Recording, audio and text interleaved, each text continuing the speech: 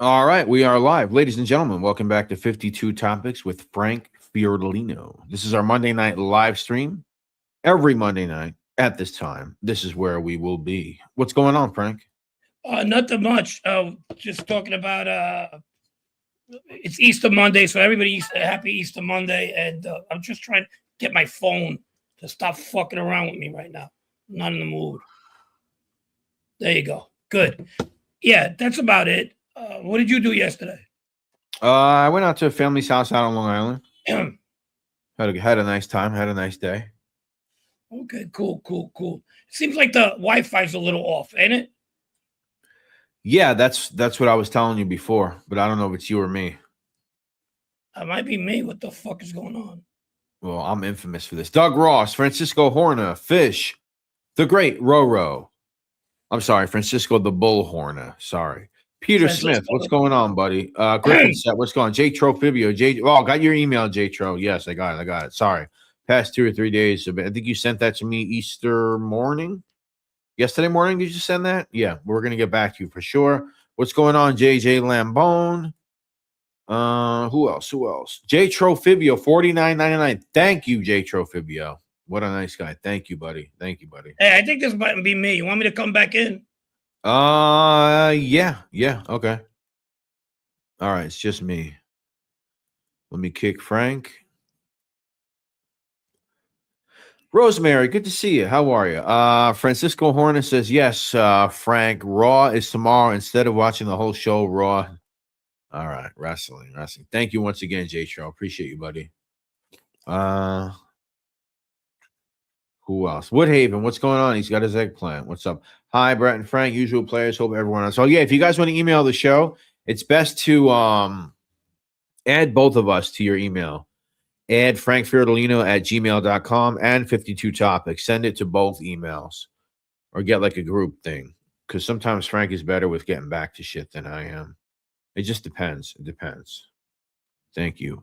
Frank Fiordolino at gmail.com. You don't know how to spell that. Just go to the channel and you'll figure that out. Matt, what's going on, buddy? Joe Pistori, what's going on? Scott, what's going on? Middle Village.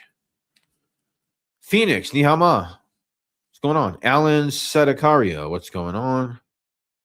Vinmac, what's going on? Good evening. Corruption Connection. I have like a 7 or 8 minute video coming out of my channel. David Morris, how did you get banned from the Ridgewood? I thought about that. I actually did think about that, but like, I don't know. Like, who's in that forum? Is it like transplants and shit? What's up, proletarian scumbag? Got your email too. Actually was gonna give you not advice. You don't need it. You don't need my advice, but another way of something. We'll get to it. Patrick Shane, Foley Santa Maria, Mr. Puppet. Scott, what's going on, man? How are you? They sent me PDF unrecoverable severely damaged. What's going on? What are you doing with the PDFs? I don't know what's up with Frank. Frank, what's going on, man? Anyway, yeah, like I said, excuse me, don't mean to inhale, but we're gonna do like a 6 or 7 minute, 8 minute maybe videos coming out on Crime Spot, a short one, pretty interesting one. We're gonna do that.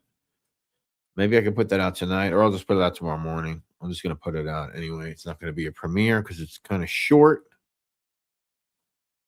but it's cool. It's cool. What's going on, Half Day of the Jackal? How are you? Frankie's dealing with the kitty. I'm prepared to wager. Oh, yeah? Is that right? I'm going to see. Hold on. Copy. Let's see. We'll give Frank a new link. I tell you, don't ever join this fucking Temu thing, man. Or I just got to turn off my notifications for it, I guess. They don't stop sending me fucking notifications. Half the stuff on there probably is crap anyway. What do you guys think? You guys do Timo? David Morris, I'm banned from all I read for my politics. The Ridge Mr. is mostly transplants. Excuse me, mostly transplants. Yeah, okay. All right. Well, thanks for the tip. Let's call Frank. Let's see what's going on with Frank. After all, this is his show. Timu is the worst. It's never ending. Yeah, they don't stop. I've never bought anything from there, but basically just like signed up just to check it out. What's up, man? I emailed you a new link.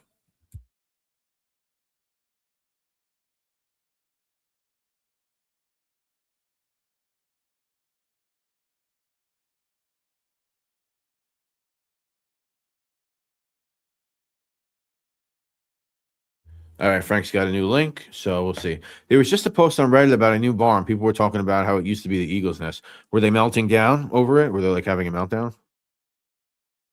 What's up, Lisa? How are you? I got stuff for my daughter's Sweet 16. It's okay-ish. Hey, Brett, Jeff Nadeau posted about the Mexican cartel butchering 2 million. Yeah, he's always posting some cartel stuff. I don't want to watch that shit. Obviously, like he can't post like the full thing on like Instagram or Twitter, or maybe you could on Twitter. Twitter's kind of wild sometimes. You find some wild shit on there. You find some wild shit on Twitter, you know? All right. I brought Gigi on a t-shirt from Timo and it never showed up. Wow. Was there shit on it? Was there a fucking turd on it and blood and throw up? John Sidlitsky, what's going on? Frankie, I need that 1500. Clayton Upton, what's going on, buddy? We'll see when Frank gets back in. Maybe he's having a internet issue. Yeah, David Morris. I don't know. Maybe you got to make a new account. You probably just gonna make a new account. Basically, I think that's how it works, right? All right, here he is. He's back. They sent me $10 credit for the website. What's going on? All right, you back? You good? Yeah. Am I All right, still? good. No, you're good. You're good. Okay, cool. We're good. When I go like this, I think I just stop. You know what I mean? All Yeah, right. we had a whole show. We had a whole show without you. What did I miss? No, it was just we were just talking about random stuff, bullshit. Gotcha. Nothing serious. JG Lambone. I ordered The Godfather by Mario Puzo. They sent me Making My Bones by some guy named Giacomo. Yeah, happened to me too. Amen. Happened to me too. That was Timo. Giacomo. Yeah, you got it on Timo. So you were just on OC Shorts. That came out a couple of days ago, right? Yeah. Did we shout out Gunsmoke? Oh, that's right. We did. Shout out Gunsmoke. I spoke to him about a week ago, I think. Yeah. Okay. Yeah. Shout out to Gunsmoke. He's been going through a little physical, hasn't been feeling too good. He jumps the gun. I hope it's not that. I hope he is jumping the gun. But Godspeed. I think there's something going on right now. Like a lot of people get strep throat and shit. I've been talking like this forever. I don't know what's going on, but whatever. Anyhow, I love the Gunsmoke. We'll keep you guys updated for sure. So Gunsmoke, if you're listening, we love you. Shout out Gunsmoke. We miss you. Thank you, buddy. OC Shorts. Yeah. So you were on OC Shorts and you were talking about who's the best Bonanno. Well, who's the best? Whatever. You kind of went through like the lineage, right? You went through the whole thing, right? All the bosses. Yeah. We went through the bosses from like when it became a commission, 1931 to I think we got up to Messino. Yep. Which is pretty much everything, I guess. Since I've been out there anyway. Well, I wasn't there when Bonanno was there, but you know what I mean. And so a lot of people are fixated at Bonanno being this best boss ever. I'm always like, he kind of had a lot of backing from the other guys in the commission. Maranzano was the boss before him, before he became a commissioner. I think right about the time it became a commission thing, he labeled himself the boss of all bosses, Maranzano did. And he ended up getting shot and stabbed. So I like, Joe Bonanno was 26 at the time. I'm pretty sure he didn't have much of a choice on what was going to happen, but I'm pretty sure he knew what was going to happen too, because guess who inherited everything Maranzano had? Yeah. Bonanno. Right. What do you know? But what is that in reference to him being the best or whatever? Is that? Well, that's if you look at the comments, you mean OC Schwartz? Yeah. OC Schwartz. Yeah. If you look at the comments, people like Well, he was the boss. I always like, if it wasn't for Carmine Galante, they probably would have killed him long time before that, or at least in the 50s, right after Appalachian, and Carmine Galante gets arrested in 62, because Carmine Galante adored that man, and he didn't like many people to begin with, so he could have made that his family anytime he wanted. So I had him as being like the most powerful guy there. But the truth to that was he wasn't a boss. He appointed himself the boss, but he was the boss. You know what I mean? Yeah. And he was doing things like fucking just bulldozing people from other families too. He didn't give a fuck. To him, everybody was his family. It wasn't like you with the Lucchese's, you with the Gambinos. If he see you on the street and you were doing something, he'd tell you, why don't you run that by me? He had no fucking coot whatsoever. And that's how he got into that jam with the pizza places. He was going to fucking places and saying, and right there at 18th Avenue, fucking in the daytime, looking at a delivery, going, hey, who brings you your stuff? Whoever was the supplier. Because, well, tomorrow you get it from me. And you just keep going. Just a fucking complete. Yeah, you alluded to some sort of a prison story, I guess, that you guys didn't talk about. I saw somebody in the comments was asking what it was.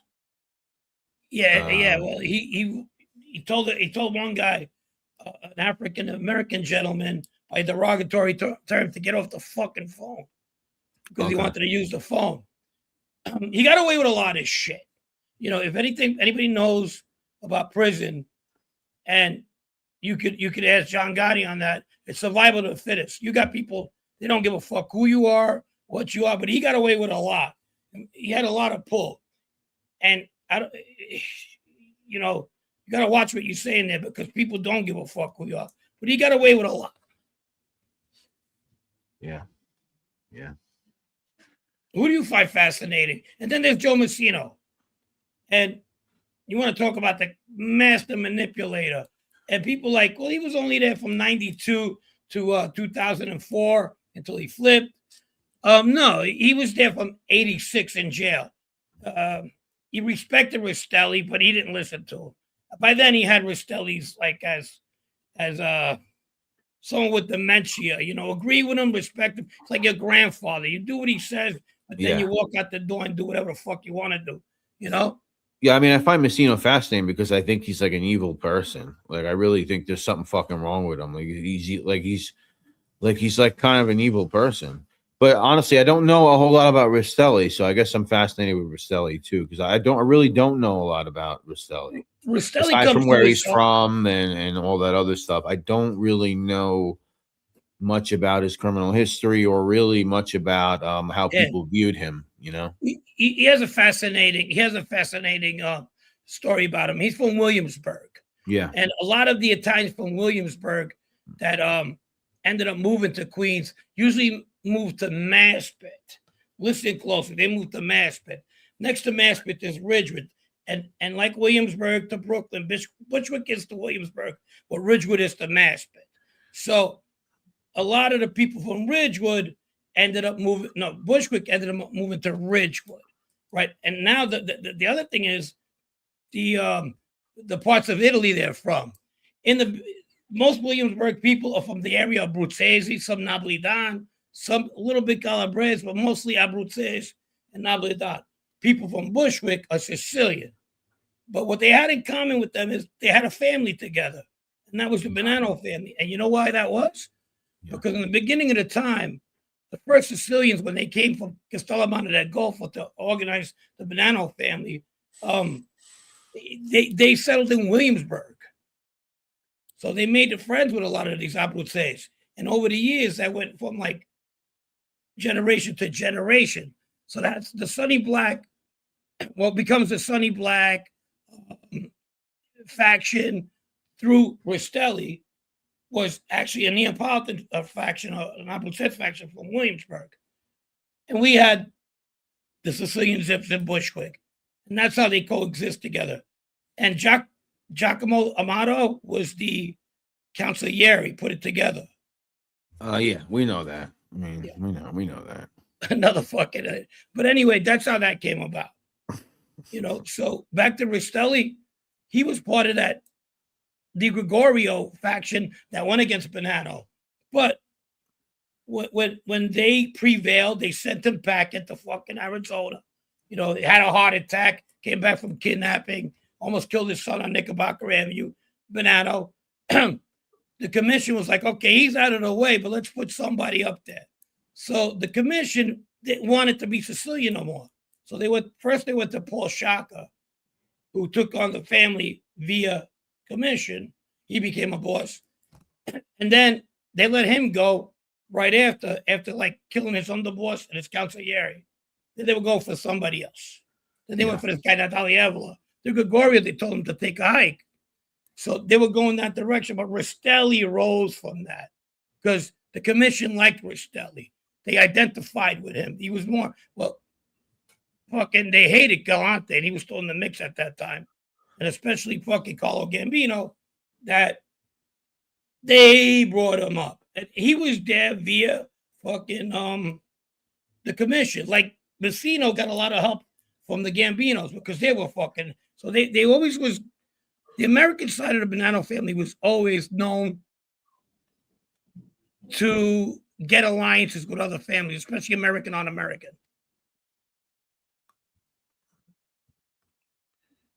Let me see. If it wasn't for you guys mentioning GA name, no one would know about this guy. GA name. Yeah. I'm not sure. JA probably a motto. I'm sorry. Let me go back to see if there's any questions here. Let's see. GS Hippie, where's Lewis? Where is Lewis? I don't. He's home. I guess he's home. Where exactly is he at the moment? I don't know. I really can't say. 1988. Bro, is that a Heart shirt you're wearing? That's crazy. Yeah, that's a Heart shirt. I was gonna get to that. Heart has one game left, and this is to all our friends who are friends of the show out in Scotland. The motto is big action. That's right, Fish. We got to get with Fish too. Fish sent me something. We'll get there soon. What's up, Moulange? Heart. One game left. And they could win that championship. First time in 66 years. Go Hearts. Yeah. And Pastor Bradley. I just say yeah. I don't watch any of it.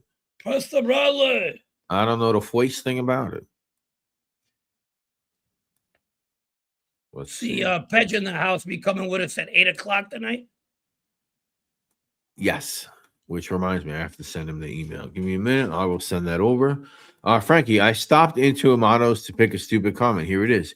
He says Salvatore is laying low. He's at his jail. I don't know why he doesn't do a podcast. He's educated. He's not educated. He got education. He's scared, stupid. He's scared. A lot of enemies. And not only that, you don't want him to come up and do a podcast. If anybody don't want him to do it, it's you, Giacomo. What he's going to talk about is the way he used to slap you around. And he did slap you around many a times. I know. Man, I wish they would have gave me that fucking deal. Go fucking get that guy and fuck him up. Francisco Hornick says, question, where do you think the mob would be today if nobody broke the code of silence? Well, if your boy Sammy didn't help destroy it, Francisco, it might have been better. What do you think? You think Francisco's friend Sammy might have destroyed it a little bit? Yes, and I also think that fucking question's going to be swung around for a couple of weeks. This is a good one. Yeah, of course. He made it easier for a lot of people to fucking flip. If somebody gets 19 fucking years for 5 years for 19 murders, the people were like, oh, what can I get? Yeah. Brett, I don't watch either. I thought you meant the rock group Heart. Yeah. Heart. Yeah. What about that? That's my neighbor. She was my neighbor for a second. What's the big one? Ann Wilson? Yeah, I don't like Heart. Yeah, she was my neighbor. Like Heart. What about Love? I don't like Heart. Shout out to Bellevue, Washington. Fuck. What else we got here? We got a lot of stuff. Bellevue Hospital. Bellevue Hospital. Yeah. Woo. With Jackie. I want to get a scooter and throw it in a fucking lake. with the fucking selfie stick. I want to go down to where's that? The shot state. I don't want to do nothing to him. I want to grab his fucking scooter and throw it. What you do to my scooter? Rob the NRL Australian friend, you're a sports lover. Yes. Somebody gave this to me, actually. We have a lot of followers in Scotland. How many? 4 people? No, there's more than that. There's more than that. There's more than that. I ate 40 McNuggets for dinner. I feel like I'm going to die. 40, huh? Well, that's what happens. That's what happens when you eat too many. Did you get the buy 20, get 20 free meal or something? Joe Bonanno's with Catalyst again. We're going to be applied. Amano worships Joe Bonanno. David Price is right. He says Montreal is now Cosca as a part of the Siciliana Agrigento Cosa Nostra family since 2004 when Joe Fat Slob Messino ratted on Vito Rizzuto for the 3 captains hit. He was out of that fucking Montreal told him to go fuck himself a little bit before that. After Giorgio got killed, they were like, fuck this guy. Yeah. That was like 99. What's your take on Nicolas Cage playing Carlo Gambino? I know it's a little weird. I mean, that's a little weird for me, but when I think of fucking Nicolas Cage, I think of Valley Girl. Yeah. He says, I'm having tortellini Alfredo with green peas tonight. I read a nice little article about the legal one about Mr. Fish. And I wasn't surprised, but he's been around the ring a little bit, and he'll come on and discuss that eventually. Yep. It's too many chicken nuggets. Was Joe Messino Sicilian? Yeah. He was from Frank's hometown, right? You guys were family going back to from Ireland. He's actually from Dublin. He's from Dublin. Hey, listen, I had fucking Frank Salemi believing that Joe Messino is from Ireland. I said, something wrong with this guy, fucking Frank. He goes, What is it? He said, I don't know. He came out fucking too Irish. He was like, he compensated too much for trying to talk Italian. I just didn't get it, but I didn't say that. He came off like Jackie Gleason to me, but a treacherous one. You know what I mean? Like Jackie Gleason with a fucking knife behind his back. And then he gets to meet him. He goes, Frank, you're right. He goes, I go, what do you mean? He was here. This guy just had something that rang. Later, I find out Salemi's half Irish. So I guess 6 foot to no one, Ain't nobody knew who fucking Joe Messino's family was. Possibly, yeah. Yeah, one guy, Lala, his brother Lala was fucking crazy. He would hang out at the fucking diner. Good man. Would hang out at the diner drinking coffee for fucking 12 hours with the same cup of coffee. Jeez. And then he had another brother, John, who would listen to show tunes. He'd blast Casablanca with fucking the gayest show tunes ever. It's like, hey, no, he's my baby. Woo, He would just sit around Casablanca, just sitting there and fucking. And he had that sugar in his steps. How you doing, guys? I'm like, hey, how's it going? God forbid anybody said nothing. Now we got to find him. We got to interview those guys. We got to find. Now it's like his gay brother. We got to find Messino's brother. How do you know he's gay? You get one guy who's defending Joe. How do you know he's gay? How about if he found out? Because he's fucking gay. Nobody does that. Which is fine. Okay, gay people. Let's see. It's absolutely hilarious. You're wearing a heart shirt, Frank. The most random thing ever. Fish, I did read the motion, and I do believe it. It's fact. I never disregard when you talk. You just, no, I get it. You're gonna explain it. We'll come in. We'll talk about it. I believe that your book is, your type of book is what we need. Somebody from the inside that was like enough to know, but not enough to get involved because they were too smart to get involved, and then talk about that. I totally believe in that. I think I saw that in the past. I don't know. Maybe Loomis showed it to me. Did you give that to Loomis maybe 2 years ago? Yes. Remember that? Yeah. Shout out to Loomis. I think that's where I got it. I didn't know Mike had a show. I called the guy Mike from Texas, the Italian guy. OG Mike. Yeah, OG Mike. I mean, he just does shorts. I mean, I haven't seen if he's been doing shows or not.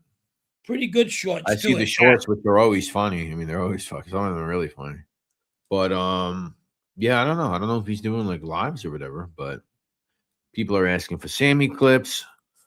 What's a Loomis? Loomis is one of the guys that's talking in this right here. Francis Fiordolino. Frank Fiordolini. Francis Fiordolini. Yes, his name is Francis. So yes, he's trying to demasculate me. Yes, his name is Francis. Jason Diamond says, oh my God. Jason Diamond says, Sammy is definitely gay. Brett, play the Sammy clip of Pro Gay. All right, I'll play the Sammy clip of Pro Gay, and then I got to send that email over to Pedge. Let's see. All right, so you're pro gay.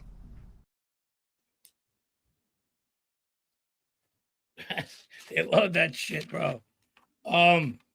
If you want to be gay, be gay. Yeah, it is what it is, guy. It is what it is. Loomis is a harmless. Can I do the next half hour as Sammy? Imagine that. Can I do the next half hour as Sammy? Yeah, I don't know. I think I'd scare everybody away. Yeah, it's a little too much, right? I might forget how to do everything. Can you get her over here to send me the email I have to send to Pedge? Pedge Rodriguez. Ivan Rodriguez. Pedge. AKA Pudgy. They had the other Pedge. That was Johnny Bench. Then they had another one who was Puerto Rican. All right. Trambo with a Nancy Grace wig. Have you ever noticed that Loman? They're fucking killing that guy with his bullshit. This guy's delusional. The new one's the best. He's finally giving it to Joey. You know, we were more than that, Joey. That kind of shit. That's Joey Molino. Oh my God, it's some cringe shit, bro. Really bad. He's trying to get people in Philadelphia. Answer some questions. I gotta send this link out. Sure. I love the start of the show last. Me off the way cop saying that individual has ties to Pizza Connection, like it's not some legal bullshit premeditated. I love the start of the show. What pisses you off, Ten? I don't understand.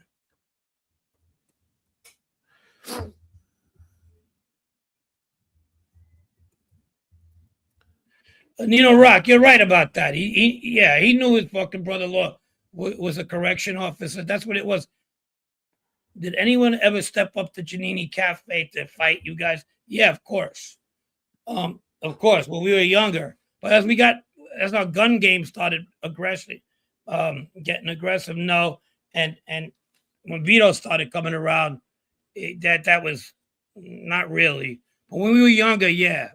It wasn't Giannini's at the time. It was Nino's, which was on Palmetto and Freshmont. We got rolled up a couple of times. Frank, please get back at Loman, Broken Heart by Joey. Hey, Scotty boy. Yeah, fucking unbelievable. Tin's talking about, so in the beginning of the show, when the detective, or I don't know who the guy is, you probably know who he is, the black dude in the Giannini Cafe, the indictment, he goes, Fabio Bartolotta, connection with families, connections to the mob's pizza connection or whatever. I think that's what he's talking about, which is essentially true, right? Yeah, they did. Yeah. There was the other people involved, like, for example, Joe Shalara. In that indictment, 16 of them get picked up. June of 96. And Joe Shalara, his uncle, is one of the biggest heroin dealers in New York to Italy, South Carolina. I sent that link, Pedge. I'm sorry, man. Send him a text just in case. Clayton Upton 7739. Who does NYC Crime? What do you mean who does it? I do it. Who else does it? What do you mean by that? Carlos Muniz. Carlos Muna, what's up, my big? Fabio Bartolotta. My brother. But who How many does people it? we got in here? 153. All right, ladies and gentlemen, returning back to the show. He's been here rather recently. We're going to talk about the last couple of episodes that came out. Frank's little who's NYC? Whatever. Anyway, Pedge, what's going on, buddy? How are you? Hey, what's going on, guys? Oh, great. Hey, No what's up, buddy? problem What are you tonight. doing? Right to it. Let's do. What do you guys want to talk about? Now, I like the background. Before we talk, well, the Ridgewood series, as Yes, you know, sir. I'm taking a little bit of a laying back on it a little bit, Okay. and I just want more demand on it, and from there, it's not giving me that demand. I know I got you guys on a cliffhanger with the Vinny Ocean thing, which is actually pretty much done, but the thing that's bothering me with that is we get a lot of people that were like, well, you know what? When is that? When is it coming up? You know, when's the Ridgewood thing coming up? I'm still waiting the next series, the next episode. And I'd be like, all right, you know what? You guys waiting too long. Let's take the fucking membership off. And like that, they don't have to bust my balls. But now I'm still getting them busted my balls. So I said, Why? because they want it right away. They want it. You understand? We work. I mean, we don't make that kind of money, and they're entitled to it. And I don't want them to waste time. But the guys that were paying were like, well, why does everybody get everything for nothing? Right. True. And we got to pay for it. And I understand that. I understand that. Yeah. But at the same time, now I'm getting people telling me, well, when is it coming out? There's no membership no more. So you know what I'm going to do? I'm just going to start the membership for certain things. And the others, like live on Mondays, and we talked about this. We're never going to do that.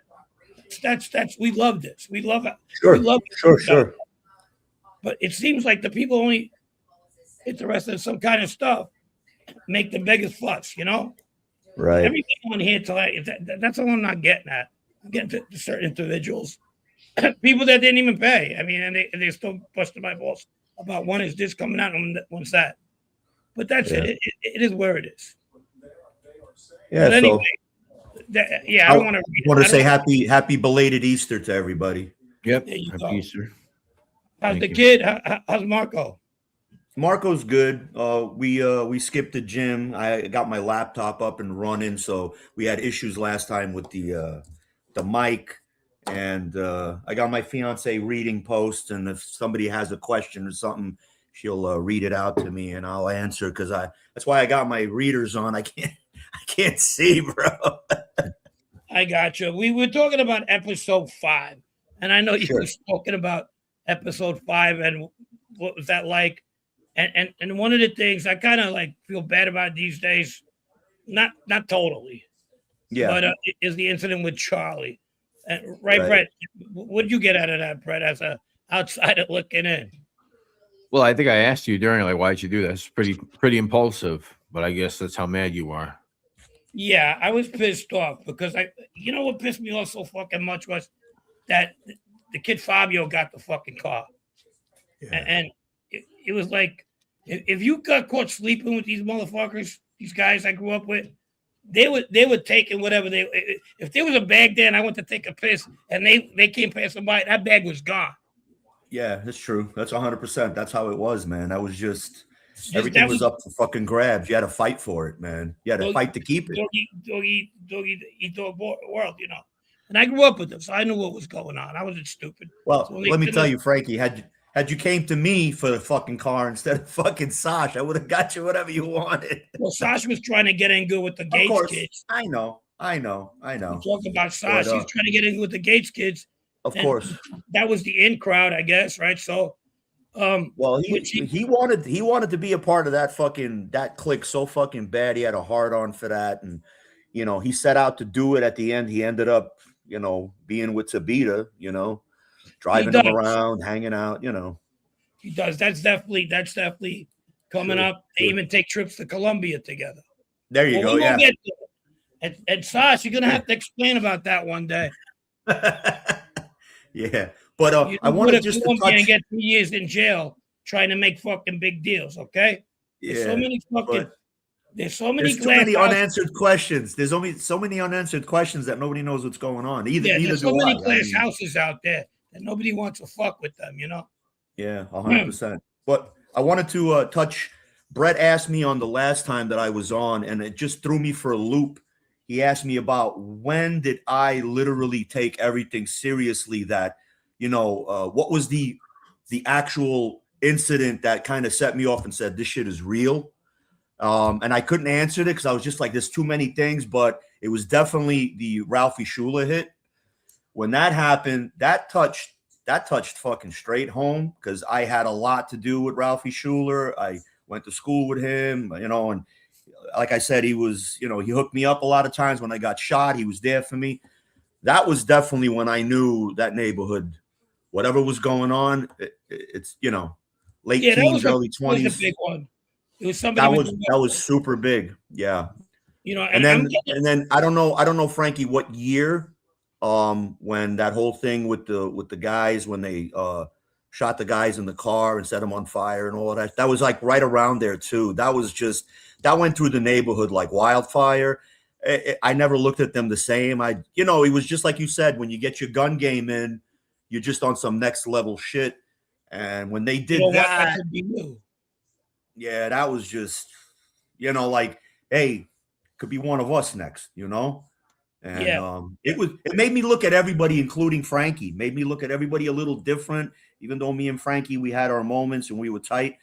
It just made me, like, I thought you were going to fucking whack me when you were like, yeah, you don't need that. Leave your gun. Let's go. Mom, he'll be right back. And then, we go to the fucking, that to me was just like, I didn't fucking know. Like, did I do something bad? Did somebody, because you know how it was back in the day, everybody used to whisper in your ear.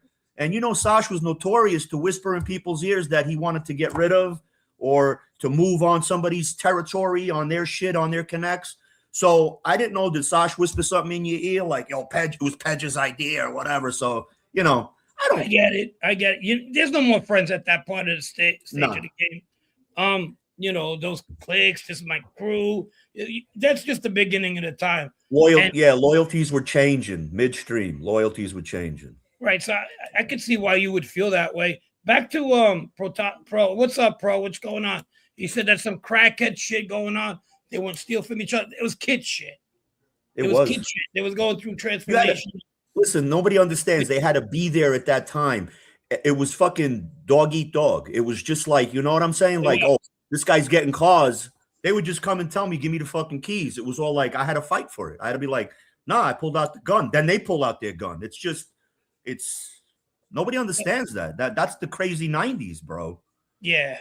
Back to the Ralphie thing though. There's a lot of people that don't know things that, I get I've been getting a lot of fucking heat from it. Like, oh, he was the best guy. No, we all were scumbags. Let's just get that fucking out of the way. Everybody, including me. I did some scumbaggish shit. He could have been me in the truck. You know what I mean? Yeah. No, it's true. I wish that would have never happened today. Yeah. And they asked me, how'd you feel back then?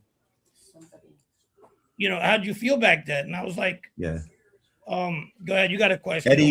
Eddie the Romanian on Linden Street, who would chop up cars. I knew a lot of Romanians, but I don't remember knowing Eddie. Did he go by some other slang name? Because, all the Romanians had slang names. There was this one kid called Puerto Rico. Puerto Rico was notorious, man. He was chopping cars, so because he used to act like he was Puerto Rican, like he used to hang out more down in Bushwick. So they gave him the nickname Puerto Rico, even though he was Romanian, It's just, those days were just crazy how everybody had nicknames, bro. It is what it is, It was. And I want to get Brett in the game. The fucking graffiti game was big out there, Brett. You probably would have one of those kids hanging out with your graffiti. Yeah, there was a lot of writers. There was a lot of good ones from you guys' area. Yeah. Wow. Yeah. There was one guy, I remember Dragon. He was a fucking Serbian kid. He was tagging every fucking where, all the boroughs, the trains, and he's still alive and well, but he's just doing that nice, driving a crane or whatever he's doing, that fucking heavy machinery type shit. You know what I'm saying? That's what people got to do. They got to settle into a job later on. But Exactly. a lot of our Yugo kids were straight up good graffiti artists. A lot, you know. They were the Fresh Pond, Yeah. the Fresh Pond Yards on Traffic there. Yes, yep. Beat Street, all that Wild Style, that Yeah, movie. yeah, man. And there was that one, The King of something. Remember that? King 65 or something. Yeah, there was this one where they made the movie underneath the L on Palmetto. What Right, that like white Irish kid that was the biggest graffiti artist in New York and stuff. Oh, is that one? What was it like? Fuck, it's something so like Turk or something. Yeah, Turk 182 or something. Yeah, some like shit like that. It was it was fucking. And he does his name on the bridge. Yeah, Turk 182. Yeah, that's the one. Yeah. Turk 182. Yeah, shout out to Chris. Yeah, everybody tried to fucking. We had the freight yards over there, so we all got into that a little bit. Not me, I wasn't good at it, but just I guess because it was something to do, Yeah, DG for sure. From over there. Let me ask you something, Pedge. What Yes, sir. Because you were hanging out with a lot of Italian guys, so maybe like, let's say maybe you or even someone you knew that was like totally committed to like being a gangster or whatever. You didn't have anything like being made though, right? It was just like. For you talking for me, like the Yugos? Yeah, like did you guys have anything like that? Like could you be? Yeah, like, we did. We didn't have it like we didn't have it like the way the Italians have it. Yes, you had to be Serbian to be, let's say, in the Yaks. The Yaks were the Yugoslavian, Albanian, Croatian Serbs, but the FBI gave, because it was mostly like 80%, 90% Serbian. So with that, you have to get vouched in by somebody. Somebody's got to take a liking to you. They do a fucking quick background on you. They find out who your family is back home. You know what I mean? Like, it's really fucking like the Italians, because, it was like all the Sicilians were basically from Castellamare or fucking Palermo in Ridgewood. It was just boom. Everybody was connected. Cousins married in, whatever. Everybody knew the families from back home. So the same thing with the Serbian clique. I got, I think I would have been more upper, like in the group, which turned from the Yaks into Group America. And I was preparing in that time. They brought a gangster over from Serbia, and him and Bosco were making an alliance with the Chicago Serbs. And like they were going to make this thing called Group America. And they wanted just hardcore Serbians. You could be a soldier if you're Muslim or Albanian or whatever, but you ain't never going to get like, all right, you know what? You run Ridgewood, you run Astoria, you run whatever. So I was trying to up and coming into that. It wasn't like I didn't have to pop anybody or I didn't have to prove myself in any which way. Your reputation preceded you on the streets, Yeah. And I'll tell you a quick story. I had Zoran Jaksic, who just passed away in a Peruvian jail. He was the head of Group America for a bit. And it was Mike the Serb. And Mike the Serb came in to my bar and he goes, remember me? I met you through Bosco. And I'm like, yeah, I remember you, this and that. And he's a big fucking player today. And he came and he told me, he goes, what you're doing is great for the Serbian community. I've heard a lot about you. This one told me, that one told me, I know everything you've done, all the dirt. Shut this bar down because your people are going to destroy you. And we don't want to see you get caught up in this Serbian bullshit, So basically, I was ready to go for that. Like I really wanted to, like that was my goal. Like Sash had his goal to be with the Italians. My goal was to be the biggest Serbian gangster I could be. Like, and I got my foot in there, and like back in Belgrade to this day, I'm still with the old timers, whoever's still alive, guys my age, maybe 5 years younger than me. I still got clout. If I go back home, drop a name, they get on the phone and they're like, yo, this guy Pedge Tattoos is here. Oh, the American? That's it. Boom. Yeah. Oh, he's friends with this guy. He's friends with that guy.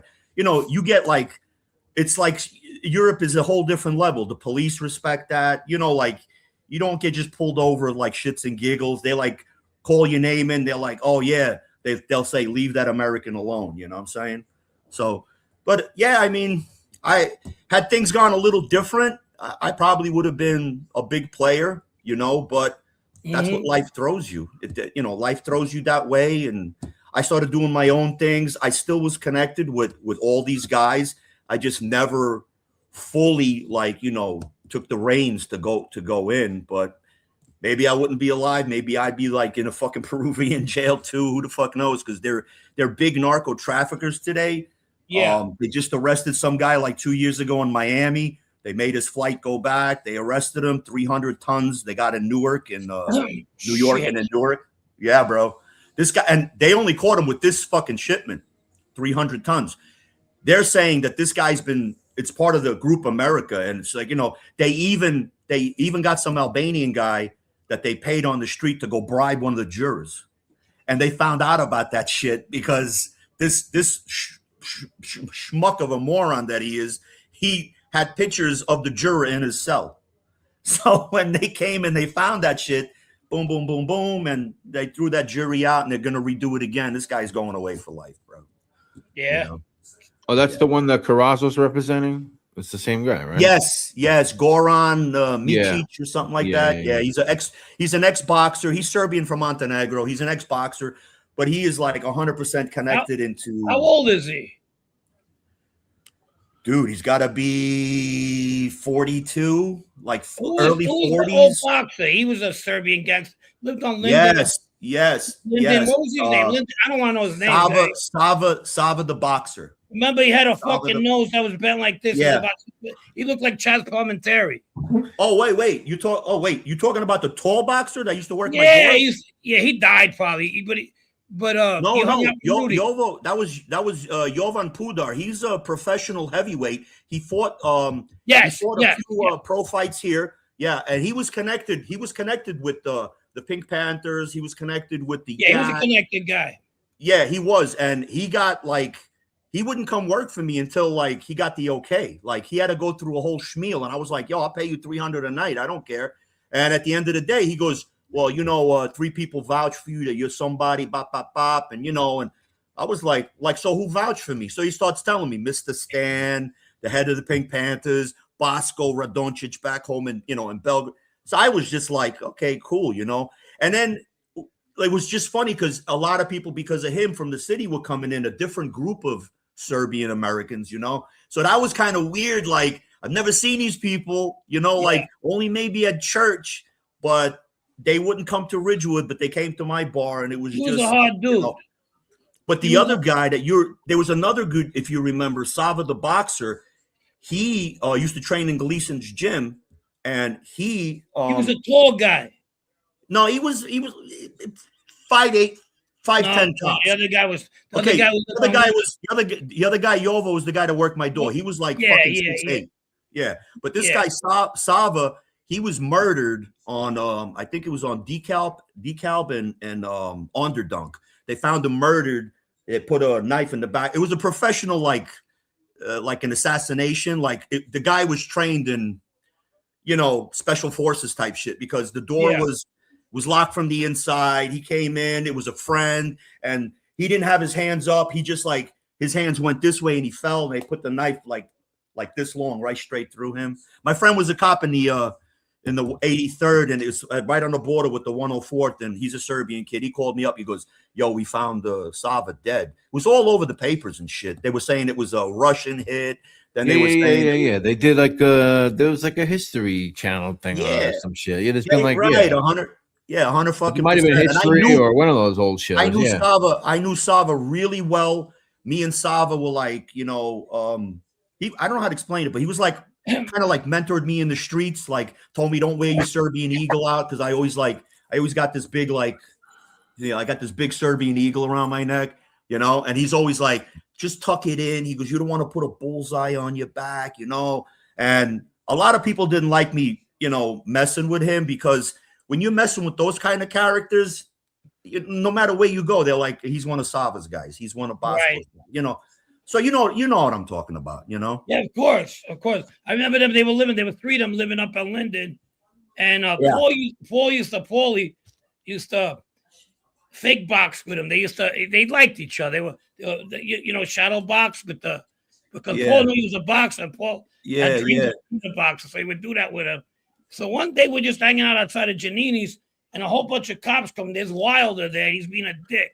He goes, "Hey, what's up, buddies?" He goes, "Hey, Paul, you want to see how we get down?" And he has a whole bunch of cop cars. We're like, "Yeah, whatever." He goes upstairs and they get them all down. They bum rush and they arrest all 3 of them. I think it was on an assault though. It wasn't nothing. Yeah. But he goes, those guys were off the boat. They were trying to do work with the Yugos, with the Serbs at the Serbian club, and it's just funny how, like with the Italians, Frankie, with the Serbs, it's just there's 2 ways to go in life. You either a hard fucking worker and kind of do some shit on the side, or you straight up do shady shit and you just fucking living that life. I got thrown into that life because the guy that my mom was dating, it was a fucking gangster. He was running around selling dope for fucking Carmine Galante. Big shit in the 70s. He got pinched. He kind of ratted, whatever.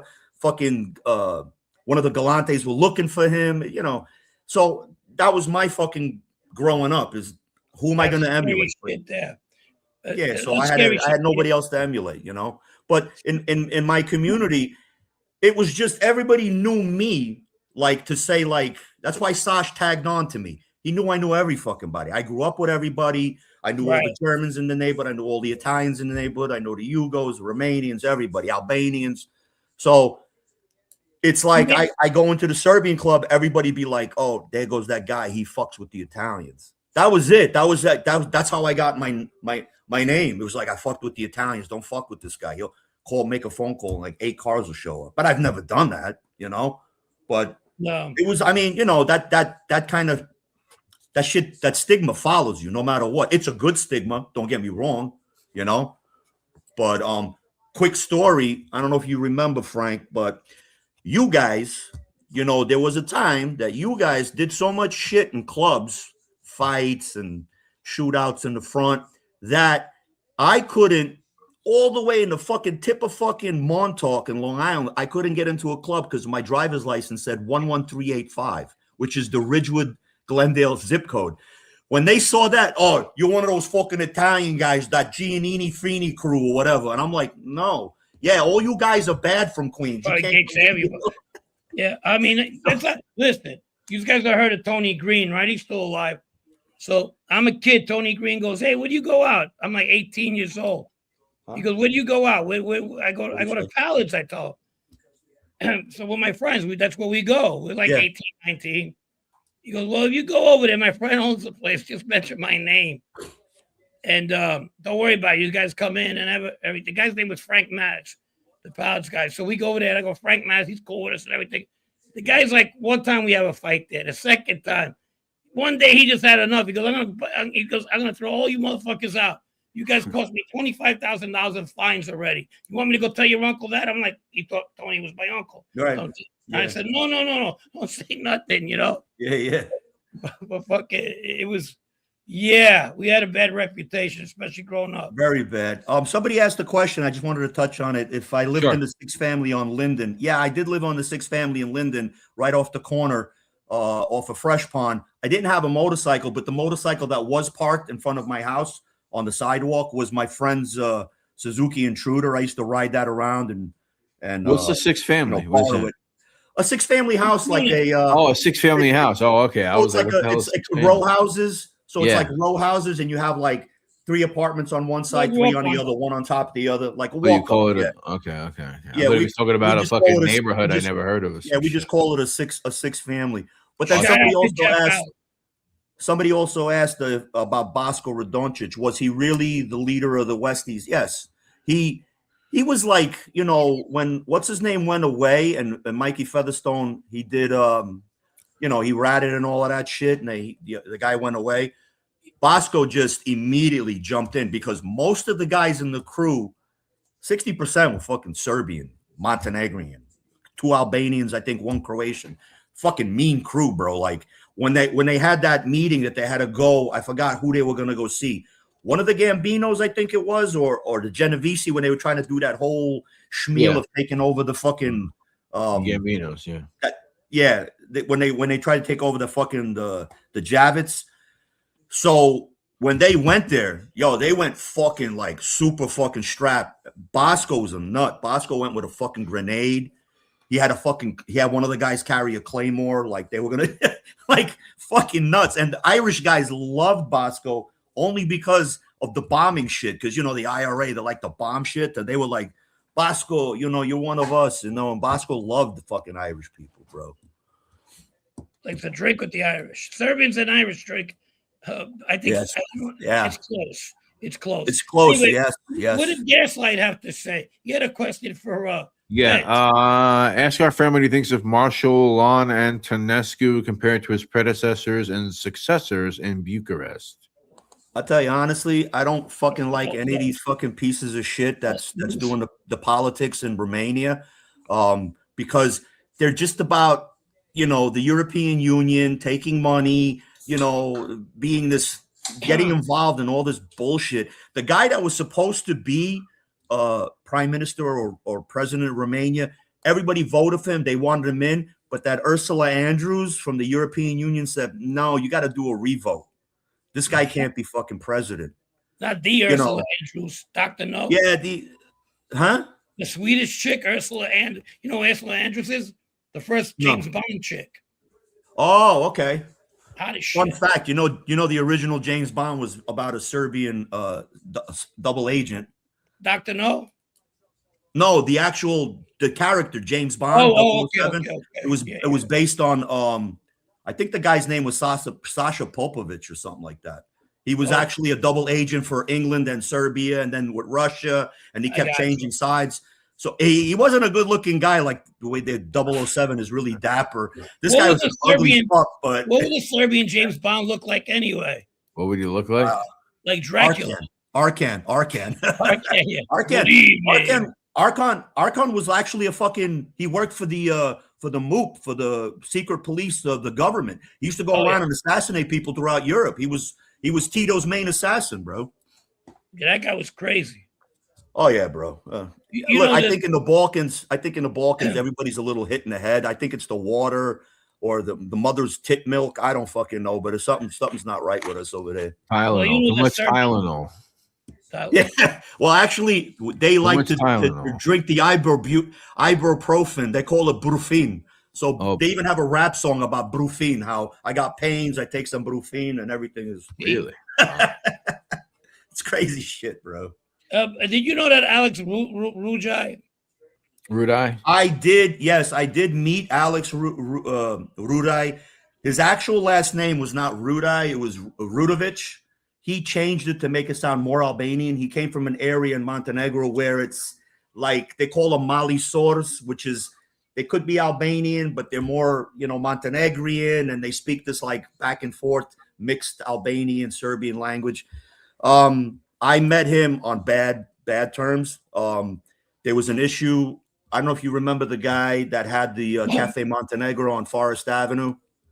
Vaguely. Yeah, so he's a Muslim Montenegrin. He came into Nadia's place on Seneca, and he threw a glass. Supposedly he threw a glass, but I was there. He didn't. It was somebody in the company. They threw a glass at the owner, Nadia. She turned around. She blamed him. She made a phone call. It ended up fucking Vito got called in with the guys from Amici Cafe. Right. And I go to walk out, and Vito's like, Pedge, you ain't going anywhere. And make a long story short, the first time I've ever seen Vito fucking hit anybody, hit him with a fucking revolver with rubber bands, bang, right in the face, knocked him out. This guy's telling me in Serbian, go get me a gun. I'm like, are you fucking serious? Like, I grew up with these guys. No, I'm not getting you a gun. And he's just like, I'm never going to forget. He kept calling me brother in Serbian, brate. And I'm like, nah, bro, we ain't brothers, bro. Yeah, so it is what it is. There was a big sit down. I got called in to see Bobby Glasses. Bobby wanted to know what happened. I told him. That's when he sent a message back by the kid that actually threw the glass and almost hit the owner. He was partners in a little Romanian club off of 60th and 71st Avenue, right off of Myrtle, that little street that goes into Cypress Hill Street. So that little corner was all glass enclosed. And, Bobby sent the message, sent a couple of guys. They threw bricks, hammers, it broke all the windows.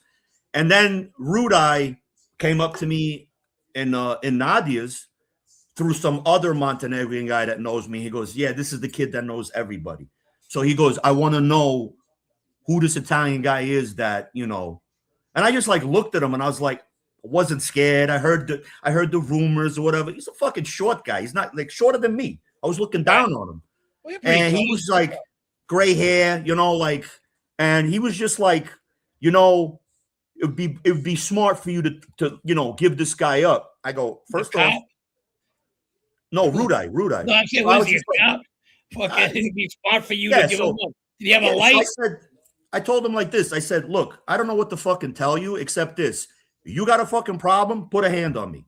I said, believe you me, put a hand on me. Oh, I know you got Bosco in your pocket and you got Mike Disturb and this one. I said, I'm not falling back on them. I said, put your hand on me. I said, if you got a problem with me, go see fucking Bobby Glasses. That's where you got to finish that. So they had a big sit down, you know, Bobby and Rudai. Rudai wanted this guy and, you know, to make amends because it was one of his Montenegrin Albanians that got fucking beat the shit out of, you know. But Vito that takes shit got squashed. Vito takes a lot of fucking heat over here, and not for me. Not for me. I've been hearing a lot of shit too, you know. I'm like, what the fuck? I mean, I've seen him throw down. He wasn't a fight. What I mean is, if he had to get busy, he'd get busy. I've seen him crack some guy in the head with a fucking bat. I've seen some incidences like that too, but I'm gonna say like he like literally charged this guy fucking in twice in the fucking face, fucked him up. But I mean, the only thing I'm hearing is this whole Vito Guzzo thing where they were in jail and he's like, I don't want to fuck up my good time, and you know, now everybody's like shitting on Vito. And look, I don't know. Vito came to my wedding, respectful. When my son was born, Vito heard through the neighborhood, fucking shows up.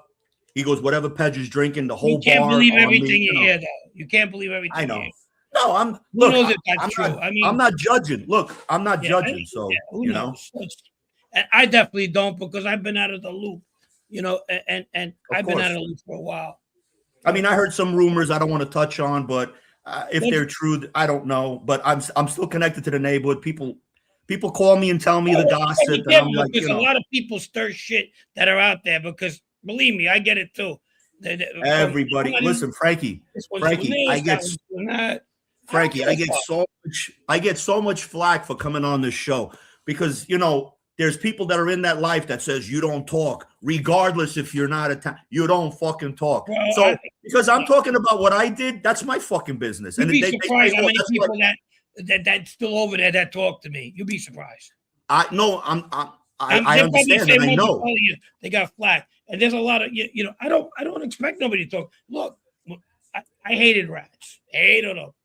It is what it is. Look, you did what you did. You're not ever fucking saying, you know, you're not giving the Dominic Collie excuse, you know, where, you know, I did what I did because of fucking this one and that one, and Vinny fucked it up. Vinny, if nobody forces you to fucking go to the prosecutor. I don't know you do what you do. I don't blame anybody for that. You know, I don't blame anybody for that. You do what you had to do. That's your business. You know, the way you choose to live your life. I'm sure, Frankie, you're not living the life you want to live now. No, yes, you're free, but you're, you know, it just sucks. You're like, you know, if you do want to go back home, it's got to be on a sneak. You know what I'm saying? Like people out there looking to fuck you over. You know what I mean? Like you can't insult people. That's what it is. No, at the end of the day, you can't insult people. Go there. Hey, look where I'm at. If you need to fucking go over there and do something because you have to do it, and you know where to find who you have to find. That's just the way that goes. And they know how to, vice versa. Anyhow, let's talk about Brett. Talk to us about the karate thing. The Pete Davidson thing. What about it? What do you got on that so far? Well, we talked about it last time. I mean, any new developments? Not that I know of. I know a lot of people, I guess they can't read articles, so you know they do. Listen, I don't like Hollywood either, right? So when I hear they're making mob movies, whatever, I don't get excited over them. But I guess they were saying a lot of people think that some Hollywood guy cooked this idea up and chose Pete Davidson, but I think the reality is that it's Pete Davidson's idea. He's the one. That's what I read too. Like doing it. Right. So, It's his passion. I read about that too. right, yeah. right. So I mean, as much as I'd like to I think there's some, but I think Pete Davidson is actually pushing this more as a project of love, because he really like wants this story out there and he wants to portray it.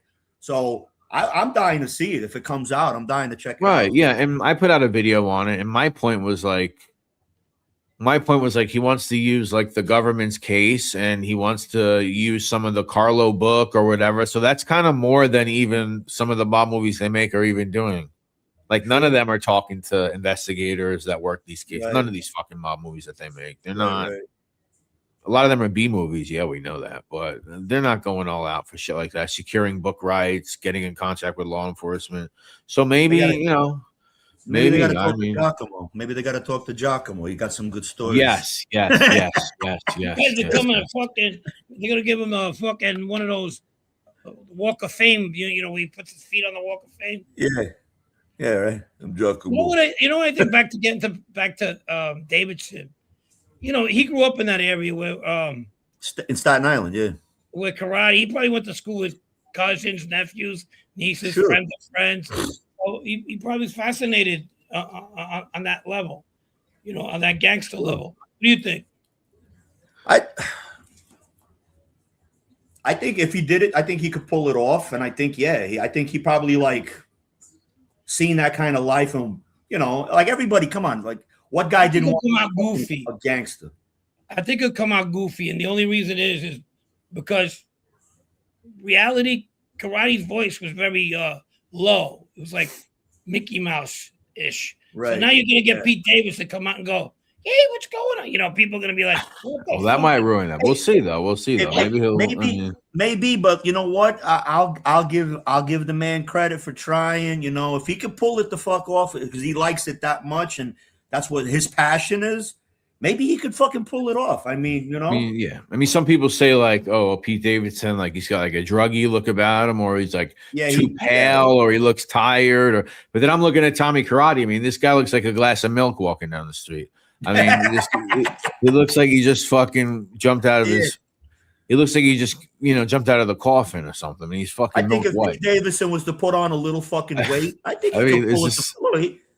Yeah, I mean, he could pull it the fuck off. I think. I mean, this guy doesn't look awake to me. He looks like he's fucking. Listen, anything is better than fucking watching Alto Nights. So, wow. I didn't see that one. Frank said he watched it. It was okay. I mean, it wasn't bad. It was like, but you gotta understand. Now, I'm not a historian type. Yeah. When it comes to things I don't know about, I'm not like I know things that I know about. And I felt that if that's what Vito Genovese was like, okay, let me ask you a question. If you did watch it, who do you think, without knowing, was De Niro more like, Costello or Genovese? Genovese's part was pretty good for me. Yeah. That era. I'm not. Like I don't think he did both characters good. I think he did, the Genovese character better. Yeah. And the Costello was like he was afraid of his own shadow. Hey guys, what's going on? I think, well, the other guy was like no nonsense and wanted to tear everybody's fucking head apart. Well, I went into the movie because I fucking hate Robert De Niro ever since he went on his fucking Trump rampage shit and lost his mind. I just was like, what a dick, and I went in with this like, but I gave it a shot. I like watching fucking mobster movies and whatnot, and historically it looked good, but like you said, he played Genovese way better than fucking Costello. Yeah, and he kind of looks like him a little bit. This guy, he's still 1988. So he really wants to know how you ended up even wearing this jersey, this Hearts jersey. One of our biggest fans is a Hart fan, Dougie Ratray, and he. Oh, Dougie Ratray, is that how it happened? I have a friend of mine who's a big time fucking Celtic fan, Celtic, whatever, and I kind of like them too. At one point, anything but the Rangers. And obviously it's not a Protestant Catholic thing because I got a Protestant team shirt on. And the guy goes, how the fuck do you like, the Celtic guy goes to me, he's a Scottish guy too. He goes, how the fuck do you like Hart? I go, a friend of mine, he comes on our show. It's Dougie Ratray. He goes, oh yeah? He goes, you know what? That's funny. That's hysterical. Nobody likes Hearts. I haven't won nothing. 66 years. And he bought me a shirt. I'm like, the fuck is this? and it's pretty neat, actually, if you ask me. You know, Yeah, I he's in look, a lot of I like it. I look like the London, the Abbey Road, the Beatles fucking. Yeah, yeah.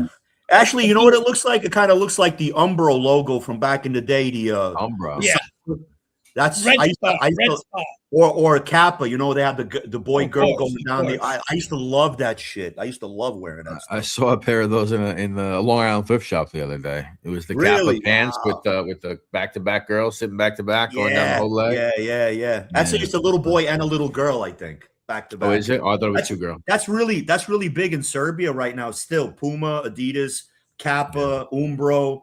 Like, you know, they wear that. Puma, yeah, always, yeah, That- yeah, yeah.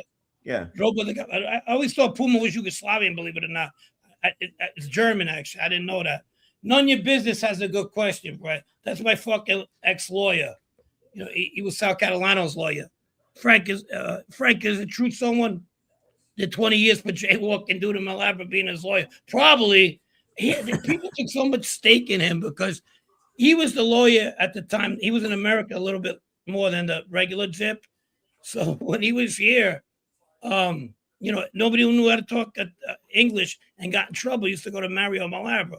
So he was like the lawyer, Mario Malabra and everything. So he took on Sal Catalano. With all the money Sal Catalano had, he got Mario Malabra as his fucking lawyer. And he just destroyed fucking Sal. Got 45 years, you know? Wow. But he became my lawyer, everything. He had me pleading out to some case out in Long Island I had nothing to do with. I mean, I did. Yeah. I started the fight, but I didn't hit the guy with a bottle. But I ended up having to plead to that. But that shit happens too. My fault, though. Shit always fucking happens. You know, your lawyer can get you out of fucking the You know thick how of much I things. got away with? Times not. Yeah. You guys know a topic and a motto. He's aware of the collaboration. With who? I guess JJ and Lisa. Pedge, do you know about the Belgrade Red Star Rugby League team, mostly Aussie Serbs? Yeah, Red Star Rugby. Belgrade. They are my favorite soccer team, basketball team, and now rugby team in Australia. They're insane. It's like, I don't know what it is, man, but we've been cranking out some fucking phenomenal. You got Jokic. NBA. You know, like we just Jokic is just insane. And like, you know, if you've ever seen a derby, Brett, I don't know if you ever watched any of the derbies in Serbia, they light the stadiums on fire. So Really? I swear to you, you got to look up Red Star Belgrade Derby, soccer derby. Oh my God, they just light the shit on fire. Example, there was a game, Serbia versus Italy, and I forgot where it was, in Milan, I think it was. And they arrested the guy that they put a net so that the hooligans can't get to the field. This guy came out and cut the fucking net, got on top of the net, and was like, "Oh, big diesel dude." And they got onto the fucking field, started beating up the fucking players. The game got forfeited to the Italians. That night when he got arrested, they overturned, like the Italians came to overturn a bus, you know, of the the Yugoslavian Serbian team. Yo, these guys, there's videos all over the internet. They started picking up chairs and hitting people, and it was brawling in the streets. The police came out, the Carbonesi, whatever, they came out. It was just fucking bad. Calabrese's. Yeah. The Calabrese police. Listen. Since we're on the topic of sports, real quick, Yugoslavia's AAA team beat us. Bosnia beats fucking Bosnia Herzegovina, whatever. Yeah, Herzegovina. Yeah. Beat Italy. I didn't watch the game. I remember you telling me. Yeah, no, they deserve it. I'm not gonna sit there and shit on them. They deserve it. You know, they played fucking good. They got a good fucking team. You know, look, you got good fucking. You got good. We just suck. You got good strikers. You know, I mean, we talked about it earlier, Frankie. The Italian team, they put together a ragtag team. You know, it's like maybe it's the coach's fault. I don't fucking know, but you know how it goes. The game even started, and I'll keep it at that because not everybody's a soccer fan. Yeah, you know, congratulations to Bosnia. Congratulations to Bosnia. You know, my prediction, I don't think they're gonna win the cup, but they'll come close. They'll Depends Yeah. who they're going to go up against, you know? They don't have a good team. I looked at that team before the game, the Italian lineup. I'm saying even if they beat Bosnia, they're not going to go nowhere with this team. This team was fucking horrible. That's what you told me. Yeah, you made that prediction, right? Yeah.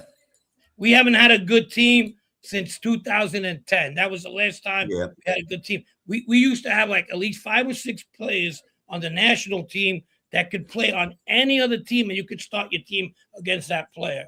You know, and we lose sometimes with that many, you know, they call it fuera clase, super classes. Yeah. We don't have that no more. We haven't had that in a while. So kind of sounds like the Mafia, Frankie. You know? Yeah. When the front came out, we had some good hitters, we had some good shooters, we had like that at all. And so now it's like it's done. I love my home country. I love the country, but I'm not gonna get upset while these motherfuckers they go on their yachts and banging the best girls out there. Not that that's all what it's all about, and making millions of dollars. You understand what I'm saying? I gotta fucking be here with you guys on Monday while they're fucking having a good time. And you're complaining. And you're complaining. And you're complaining, Frankie. No, I'm not complaining, but I mean, what the fuck, these guys? I'm gonna worry about them. Fuck that. Yeah, true. That's 100% true. Half Day the Jackal says the Italian soccer team is a disgrace. Tripping over their hair bands. Tripping over their hair bands, huh? If you want to be gay, be gay. If you want to trip over. What's going on? I love that when you guys throw that up, man. I think Matt, our wrench guy, should be playing Tommy Karate. Yeah. As long as he don't trip over his headband. That's a good point. Matt, we love you, Matt. Yeah, he should be playing. He has a better chance. I don't know about that, but what else we got there? Funny story. I had a Dutch friend come to a Miami Dolphins game in Miami. He said they allow you to drink beer in the stadium. Yeah, over there. It's like, imagine that shit. You got to be careful. All right, so this is from CJ. What's going on, CJ? Do Serbians wear deodorant? Now, back in 2008, I met a cool dude from Serbia who was here on a student visa. Didn't smell bad, but man, in the car, it was like chopping onions back there. Sounds like a stereotype, but we'll ask the question. I'm gonna have to speak on that. It is 100% true. We have onions as a staple, like Italians have garlic. We have onions. When we make the chavaps with the bread, we put the onions in there and whatever. So if you, let's say, do a little menin underneath the arm, just a little bit, couple swipes, by the end of the day, you're smelling like fucking onions, you know, especially if you worked. And it's, dude, I'm not going to sit there, but I'm going to be honest. I had a girl off the boat when I was a teenager. She was in love with me. She was a Montenegrin girl and everything. I went in for that fucking kiss, and that underarm hit me, and I was like, you know, French onion, because they put perfume on too. So you get onions and you get the fucking perfume smell. Yeah, it's like once you get over that sweetness of the perfume, the onions, you just start tearing, you know? I used to go to Williamsburg at a freaking Polish discotheques, but they used to play like 90s music. Yeah. That's the only thing you know. Europa. You're talking about Europa on the second floor. We got the power down, you know. Yeah, they used to love that. That motherfucking place. That place used to smell like pure onion fields. Straight up, bro. All this spot? Europa. Oh, 100%. Yeah, Europa. Walk in there, you get the little bit of whiff in the beginning, but then you get a little whiff of the overpowering perfumes and colognes. But by like fucking 12:30, it's like a mixture of fucking pure ass, onions. I ran into you over there one time. I don't know if you were with you. I don't know if you were with Hefe or you were with somebody. Yeah, we used to go now and then. I've been there. And I ran into you, and you're like, Pedge, what are you doing here? I'm like, you know me, I'm fucking everywhere, you know. Listen, I knew the bouncer actually. The bouncer used to work on every other Friday and every Saturday. So he's a Serbian guy. He told me, come down anytime. He goes, you know, bald guy, fucking diesel. And I had a connection with all the bouncers. I used to go to a place called O in the city on 58th. And it was like you had to go down the stairs. You had to like get an okay. There's 2 bouncers standing out in front. Regular building. You can't tell. There's no music, no nothing. but you'd have to go like 2 flights down into like the subterranean basement, and it'd be all trust fund babies, and they would be buying bottles of wine and and whatever.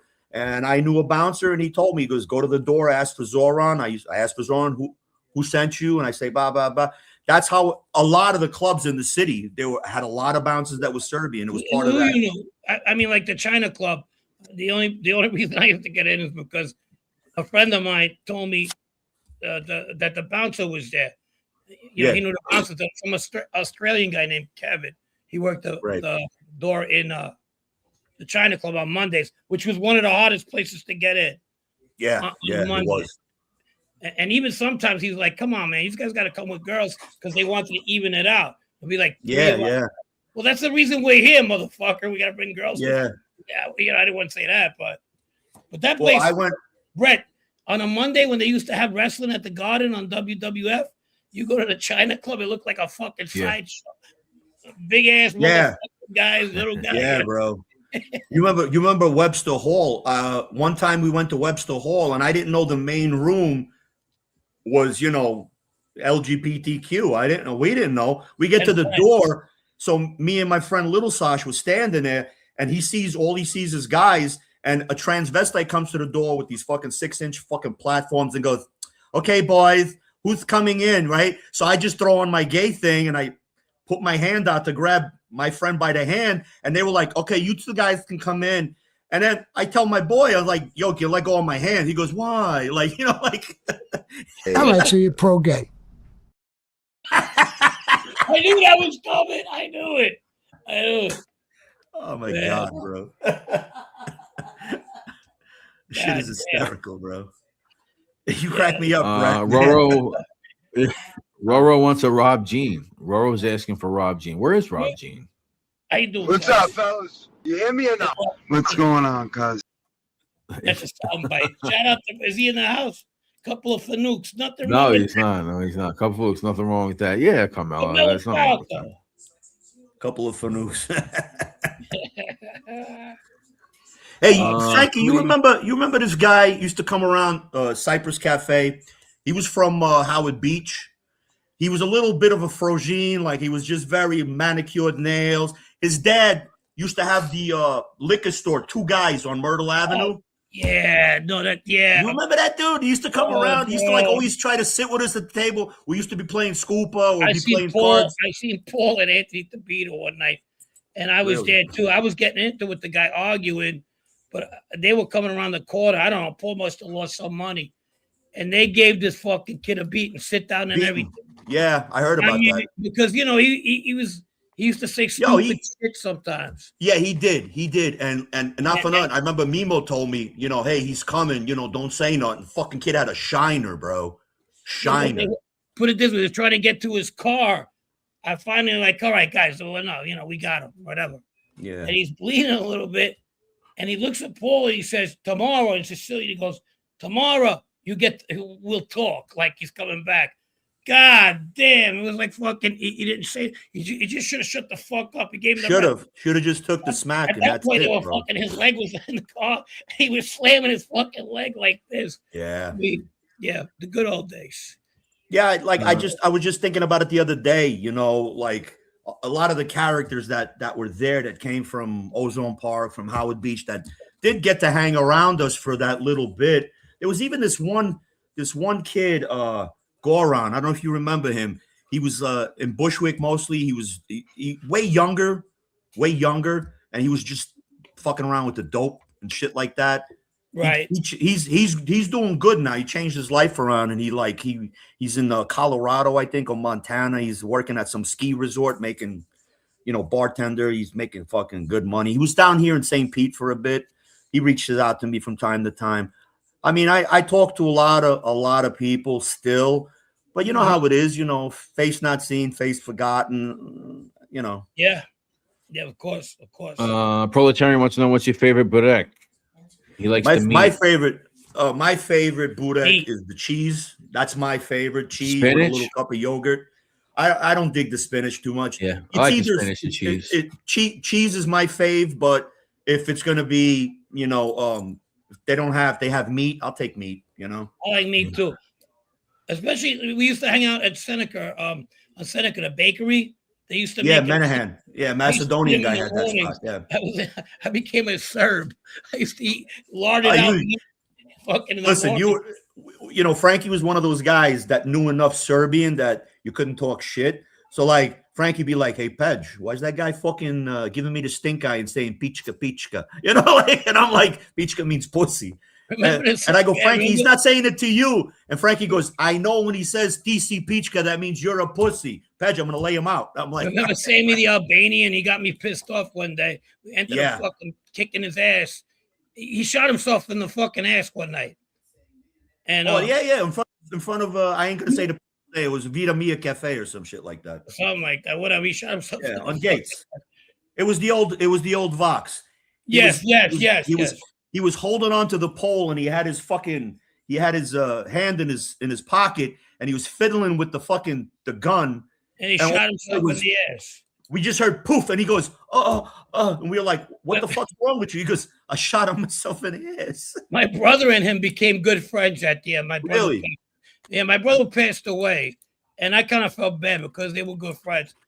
And remember he used to get drunk all the time. He was a painter or something. He used to have that long hair. Then he cut it short, but he was always with the long hair.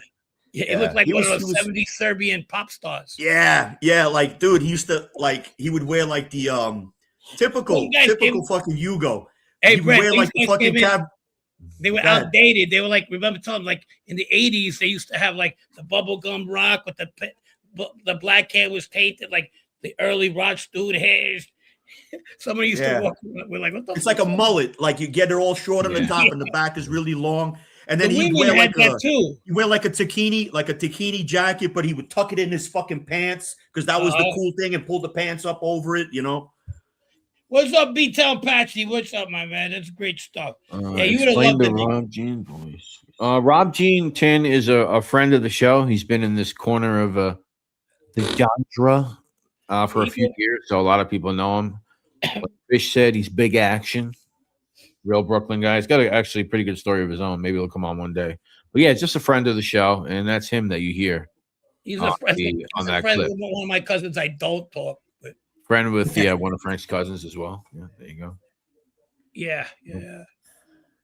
Out in Brooklyn, those guys were out of their fucking minds too. I think Proletarian asked about you and the Greeks earlier. If the Serbs get along with the Greeks. Oh, the Serbs get along with the Greeks. We used to have quick story. Used to be called the Hellenic Front, and I met a couple of guys at a demonstration right when that war thing started happening. So I kind of like joined the Hellenic Front, and I started going to their meetings and whatever. And we were gonna do some crazy outlandish shit to get money, like we're gonna do robberies or whatever, and send the money for a Hellenic Front for the Pan-Orthodoxy movement. But they was not really organized correct, and they had this Croatian guy Dino that kind of like snuck his ass in, and fly on the wall. He heard me talking about we're gonna rob this, we're gonna go to this jewelry store. I got a fence, I got that, and I started questioning him one day, and I had to beat the fucking shit out of him, because it's just you can't have people you don't trust around you. I trusted 6 of the guys, and I brought like 10 Serbs with me. I can't, what I'm saying? Like, God forbid he would have dropped dime. We would have all went in this racketeering conspiracy of fucking, doing this like whatever inter-country thing, like doing bad stuff and sending money for some cause. But the Greeks, you can go to any Greek establishment in New York. You say you're Serbian, and they have a saying, "Hala Servia de Orthodoxia." We're Orthodox brothers, So same with the Russians too, Yeah. Hungarians, I got Hungarians in the family because of where I'm from in Vojvodina. There's a lot of Hungarians there. My aunt's Hungarian. I knew this guy, Dragos, real fucking serious player, bro. Like, he was a butcher back home, and then when he came here, you could guess, like, if something had to happen, he's He the makes guy you shit call. disappear. Butchers, you gotta watch Dude, out he for makes he make it a good sausage. Yeah, butchers don't play. Nah, bro, When my uncle. butchers get bad, they get bad. Listen, I my got a uncle was cousin that was a butcher. my uncle was a butcher back home, God rest his soul. And I remember when I went back home when I was 12, there was this like gypsy group by the park, and they had their dog not on a leash. and I was walking by, and the fucking dog lunged on me and started fucking like dragging me, you know. And I was wearing thermals, jeans, and these boots, but his teeth did get through and broke the skin. So basically, I had to go and get, you know, rabies shots, you know, like in my stomach. So instead of me doing that, my uncle came home and he goes, I got another doctor. He's going to take a look at you.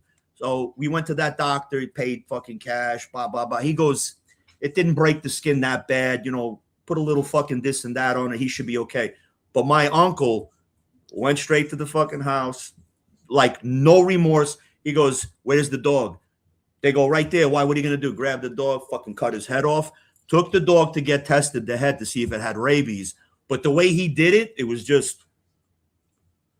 Butchers have no fucking like. No, I get it. What's up, Common Sense? How you doing? What's up? What up, Thank Common? you, Roro. Thank you, Roro, for the donation. We're getting What's going on, Common Sense? How you doing? How you doing? Up a little dirt on it. Yeah. Roro G, thank you. 1999 from Roro G. Thank you, Roro. Oh, that's what I wanted to say, Pedge. And then we'll just. Yes. We're Sure. almost about to wrap it up anyway. Yeah, But- sure. But Schaefer and Tuna, you said you knew them. Yeah, I I did grew know up them, with bro. them. You know What that. is that? What is Yeah, that? A they- law firm or something? Schaefer and- Schaefer and Tuna. and they had another brother. You got a Sonny. car, we chop it. Schaefer and Tuna. And then the older brother was Sonny, but he was older. He was like my brother Joe's age. So Yeah, when we lived on Knickerbocker, they were gypsies, but they were, I don't know if they American were Romanian gypsies. Yes, they had a little bit of the European, but they were like second or third generation. yes, They spoke a sure. little. They spoke a little like, I don't know how to explain it to you. There's a lot of gypsies that I know that have this weird. It's an only like gypsy like accent to them. You know, like when they say Like the "mutta," Coney Island they'll say gypsies. "mutta." You know, like They but talk like our gypsies, yeah. Brooklyn. But our gypsies like from Yugoslavia and Romania, they kind of say "mader," Like they have the same kind of accent like we do. You know? What they are is, I mean, I remember because I ran into Tuna and he recognized me in the 90s. Right. That's where he was at of all places, at Vox. Really? Yeah, and he called me Franco. He goes, and when I was a kid, Yeah. that's what they called me. My mom used to call me Franco. Yeah. He goes, Franco. I go, who you? And how many people named Tuna? Tuna and Schaefer. Then when I looked, That's I it, go, bro. I mean, but he Yeah. was like 15 fucking, no more, maybe 20 years I haven't seen him. They lived Yeah. on Irvin and Knickerbocker. Yeah. Between Irvin and Knickerbocker, the father had he was fixing TVs, the gypsies, you know, when your TV was fucked Yep. up back then, Yep. and you didn't have no more Yep. money. You Yep. bring it to Go to him. Schaefer and Tuna. Until they skipped town. They'll take everybody's TV. But, Yeah. but I liked them. They were really nice to me. That was Yeah. my first friends I had. Yeah. You know what? I They used wanted to- to be accepted to. I used to know in the city when I used to frequent going around like trying to make my fucking rounds like wherever Bosco was and all the Irish pubs and a couple of the hangouts up on 3rd Ave and like the 70s and 60th streets. Like I would just frequent, and I ran into a lot of American gypsies. Like you know, like I understand a little gypsy. I know a few words here and there. But they had this weird, and I'm like, where the fuck are you from? And they're like, oh, I'm like third Italian. generation They tell American. They tell They everybody. say, or Greek. They say they're Greek or they're Italian. Yeah. I ran into a whole bunch of them in Seattle, and I'm like, they tried so hard to be Yeah, there's a Italian. lot there. Yeah. And then me, I look, but they were American gypsies. So, Yeah. but they're originally from Brooklyn, like the 20s and 30s. They worked with the sideshows back then. Yes. They made a Yes. lot of money with the sideshows. So, There's a good flick. I know Frankie, you like flicks. It's called Angelo My Love. yeah. You could rent it on fucking one of the streaming services. It's all about the gypsies. It's a real hysterical take on the gypsies, the American gypsies and I always stuff. liked American gypsies. Remember the King of the Gypsies?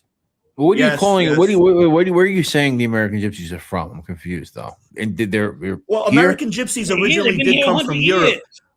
But they also the gypsies when they left like that area of India and they traveled throughout Right, all of Europe. like the Romani, they mostly like, settled mostly. right. The Romani mostly settled in Romania, Right. intermixed with the Romanians in Serbia, and they went. There's like in Italy, there's a little group in Spain. They're You know, all there's a little Poland. group, but they also went into like England. And when they got to England, they started to like mix with the people and turn white. You can't tell that they're gypsy because they're a little darker, you know. And they're called travelers, but they have the same mentality. They live in a little wagon, you know. They have that mentality, like, you know. So what would you how would you identify them? Let's say, I don't know, post 1950, 20th century. Like, what would you? Were they hillbillies? Are they rednecks? Like, I'm talking about more modern times. I'll tell you, gypsy. Let's say you can say at that time, gypsy, right? Pretty much. They dress like Guidos, okay? If you see a whole bunch of Guidos like in Seattle, right? You're like, where the fuck? Oh, what are they? What Brooklyn just got off on a bus? Then you go look a little, and they talk American. They're wearing chains, New York garb. Anybody out there, try to see the movie Angelo, My Love. It'll explain, and you'll see 100% how the gypsy community was in the 70s. My wife's grandfather, God rest his soul, I knew the man. Yo, that man was like, dude, rings on the finger, gold. He had this fucking hat with the feather, you know, fucking cream suit with the overcoat, the fucking cane, the white shoes. Like, that boy was suave all the way. And I knew him from back in the day. And that's the typical gypsy. They dress to the nines. They got gold on, you know. It's just, you know, even some of them like have a gold tooth right here, you know. And exactly. I could tell do that all the time. I could tell them anywhere they are. What's up, Sean? Yeah. Pasipatate says, Frank, did you know Vito Guzman's half brother Anthony? I think you spoke about that in the past. I have, because during the time Vito comes around, Anthony's in jail, and then I get arrested in 2002, so I never got to meet him. No, I didn't know him at all. Thank you, Pasta, for the $9.99. Pasta Patati. Thank you, buddy. Appreciate you. Hope that answers your question as well. Thank you so much. 02 was, you were mentioning it. I just got rid of the bar like it was 2 years prior. And I remember I heard the news through the grapevine about, you know, you getting pinched and whatnot. I didn't get picked up in no roundup. I just got picked up. But you got picked up. Yeah.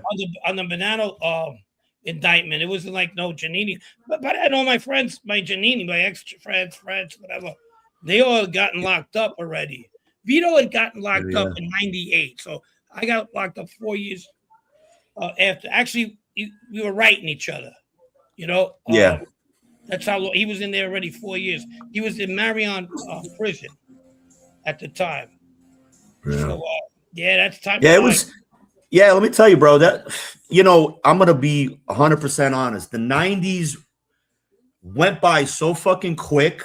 Like, so much shit happened from 1990 to 2000. So much, like, I can't fathom this ever happening again like that. It was just within 1 year, like 400 things happened. Like, I was in 300 different places. Frankie was like doing this, doing that, you know. Everybody was. It was just the most weirdest times. They should really do like a fucking documentary on the fucking 90s. It just felt like Ridgewood in general, as far as everything that was going on. The kids who got away, they were doing the family thing, trying to open up their business. The kids I grew up with, you know, and the other ones that ever did anything were in jail. And that's just the way shit went down. And 100%. And it seemed like people were recruiting guys that wouldn't even squash a grape for sure. Was starting to hang out with each other and like thinking they were something they weren't. There's a few guys that I could never say, hey, they're gonna be in the life. And dude, I find out in the 2000s they're in the life. They're doing dirt. They're doing this. They're doing that. Like they're ready to fucking pull the trigger. I'm just like, what the fuck, man? The guy was like a dweeb, like. He was just like a regular straight civilian going to work, doing whatever. Right. Then there's the guys that are wannabes that tagged along and wanted to be a gangster so fucking bad, you know. They paid their fucking way in, you know. Yeah. You know, it was crazy. It was crazy times, man. It just a lot of shit happened so quick. It's like before I knew it, things were going down. It just got like I don't know. It just got fucking crazy, you know. It just got crazy. It did. Yeah. At least, hey, thank God we're alive, bro. I mean, you know. Yeah, that's what I'm saying. Every time everybody's like, "Oh, this guy was great," but this guy was not. And you know, no. Everybody had an agenda. Everybody had an agenda. I started living after I got out of fucking, after I got out of Ridgewood. You know what I mean? Yeah. The other guy say, "Oh, you can't go back to Ridgewood." Well, fuck you then. You know? Yeah, you talk about that Woodhaven guy, right? No, he's all right. He was on today. Oh. Yeah. He was on today all nice. He goes, "I'm ready to get my wine and sit down and get my." I said, "All right, whatever." He's got like a split personality. What did it say? What Yeah. Did you say? Pedge, I met this gypsy. They traveled to a town. I forgot, Pedge, but it's nuts, man. Yeah, and Angelo, my love, they traveled to this place in upstate New York where it's a pilgrimage that they used to do back in the 70s. You know, the 50s, 60s, and 70s, the American gypsies that are here, but they all originated from Romania because they still have that. When they speak gypsy, it's kind of hitting towards Romanian. I pick up on it. They used to go to this, I don't know, Saint something, Saint Lucy, or it's a place they go. They pray on their knees. They walk up the stairs on their knees and everything, and they go make their peace and pray for, for the next year to be good. That used to definitely exist. And like I said, Angelo, my love, you want to check out that movie? It's a 70s flick, but it's a good movie. It's if you like Gypsy Mecca. There you go. Yeah, the Gypsy Peter Mecca, Moss, right? Peter Moss wrote Sammy the Bull's book. One of his best books he ever wrote was King of the Gypsies, and that was made a movie with Judd Hirsch. Judd Hirsch was in it too. Judd Hirsch and what's his name? Fucking Eric Roberts. Eric Roberts was the King of the Gypsies. Yes, it's based on American gypsies out of New York. It's a good fucking movie. Yeah. It's a good movie. That was the boxing movie too. No. It's about. What is the one with the guys like Well, anyway, what is that one about? 'Cause I was thinking of something else. No, it wasn't about. It's about a dysfunctional gypsy clan. Yeah, dysfunctional gypsy family. The grandfather goes to die, and he wants to leave his grandson the ring so he could become king of the gypsies. Rombaro, The right? father is a degenerate. You watch it. His father's a degenerate. Don't want him to have it. He ends up fucking trying to set his kid up, tries to have him killed, and all it is. What's his name? What's her name was in it? Brooke Shields was in that movie. She ended up dying in the car accident. Yeah, Brooke Shields. Yeah. Yes. She was. That was. I haven't seen it in a long time. Check it out. I bought that on streaming, so I own it. So I whenever I want to flip it on, I flip it on. I'll probably watch it tonight again. King of the Yeah, check it out. Check it out. We're gonna be talking about. Try to check out that other one, Angelo, my love. You're gonna dig it. You're gonna like it. I'm not trying to be funny, but we will be talking about gypsies again soon, especially if you're going to be watching Ridgewood. I get to talk about my experiences. Of course, 100%. All right. Gaslight has his history quote of the week. Hold on, can't forget. Okay. He says, "Soldiers, sailors, and airmen of the Allied Expeditionary Force, you are about to embark on the great crusade towards which we have striven these many months." Sorry, I fucked that up. Dwight D. Eisenhower, June 5th, 1944. Nice.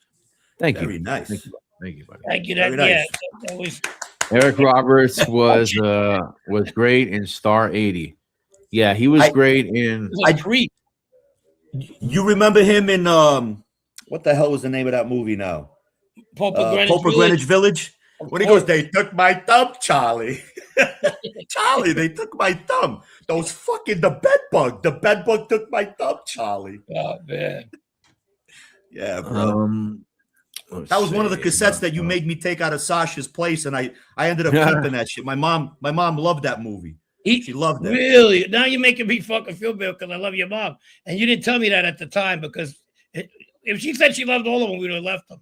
She kept everything. No, we had all those bags. Like she went through it. She kept that. She kept I forgot. There was a bunch of movies that she really liked, and she was just like, "You gonna let me have?" I go, "Yeah, I don't give a fuck. Sasha ain't getting them. I'm gonna hold them in the basement." Then when Sasha got out, Sasha goes, "Hey, you think you could sell them for me?" Who the fuck's gonna want to buy this shit? I go, I already took like 2 bags for myself. I was like, "Yo, you want people coming in a fucking place where you're doing illegal activities to rent fucking videotapes?" That was my argument. Listen, I don't know what he was thinking, but like he was thinking, "Oh, it's a video place," but he was thinking like in the movies in the 70s and 80s.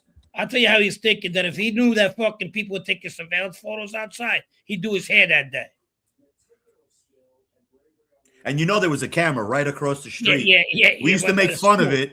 We used to make, right on the school, had that blinking There's a light coffee on it. shop over there too. You know what I Yeah. mean? Well, that's what was drawing attention. It was actually on the coffee shop. And then as we graduated on that corner to there, they started to move it. So like it would catch some of the coffee shop and some of fucking Sasha's store. That's the first time I almost got trucked. But yo, I've been trying to think of a way to describe Sasha so that these people they seen the pictures of him.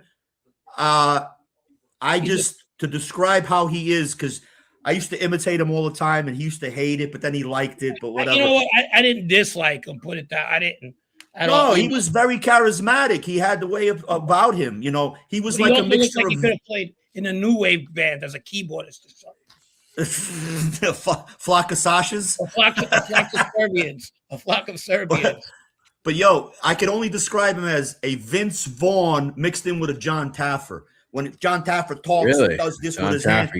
Yeah. And John, who the fuck do you think you are? You know, that was fucking Sash, but he was like Vince Vaughn, like, you know, that character, smooth, you know, and this and that, you know. But I remember Sash hit me one day. He goes, yo, we got to perm our hair.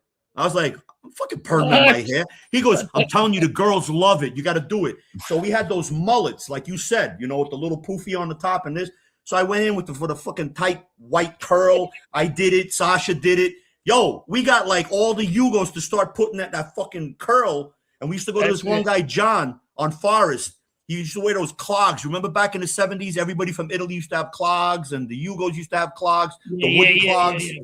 So that guy, John, would be in the clog smoking a cigarette, doing our fucking hair and shit. And so I had that perm for like 3 fucking years, bro. I grew that shit out and buzzed my hair off, man. They're not gonna take this show serious at all anymore. The boy band, you know what I mean?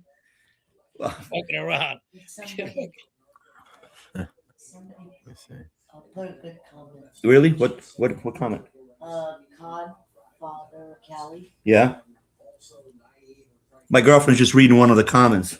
All right. Let me just say thank you to BPBDPDG with Down 99. Thank you, buddy. Appreciate you, my man. Thank you.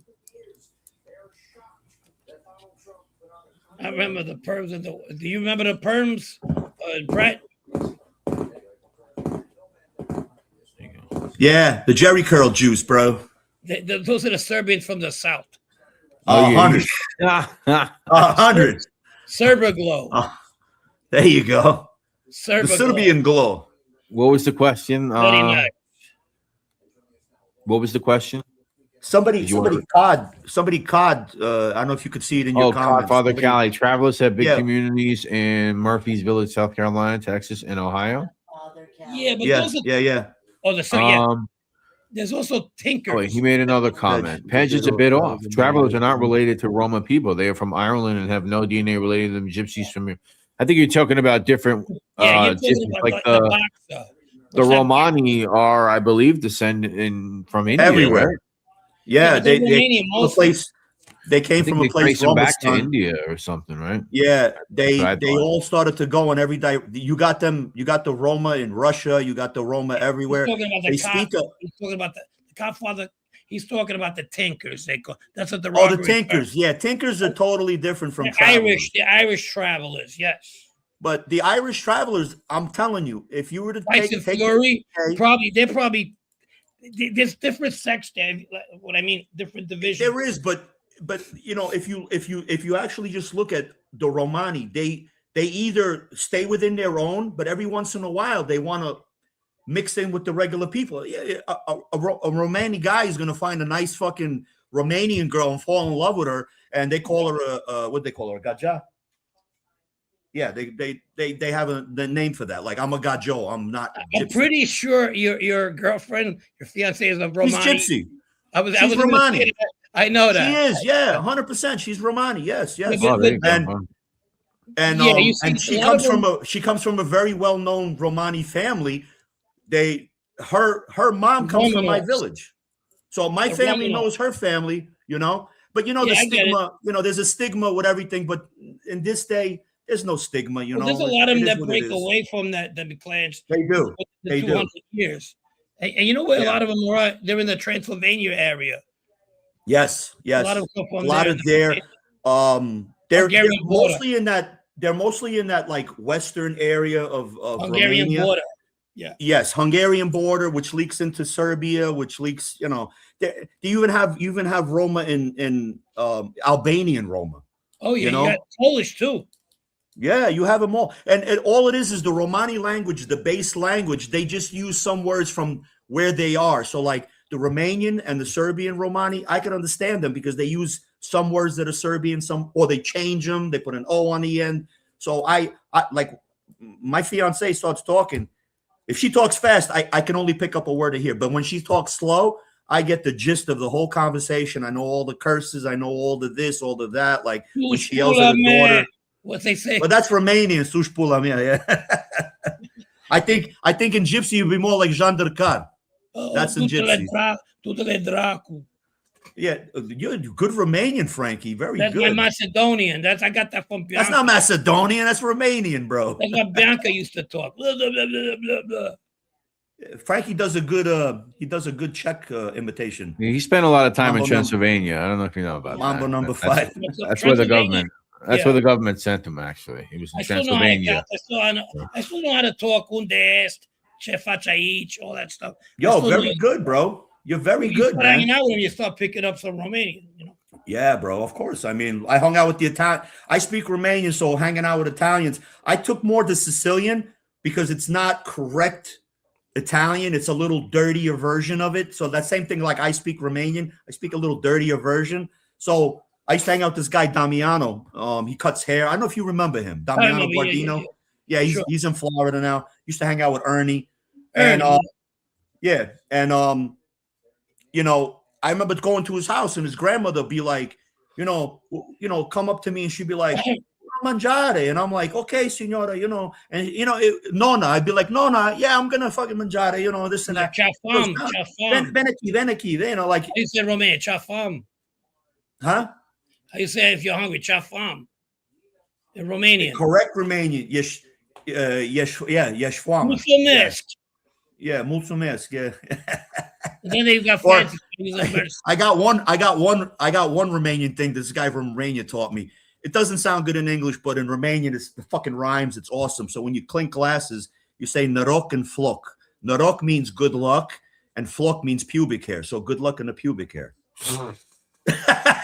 It's like I thought it was Prost. Prost is stupid.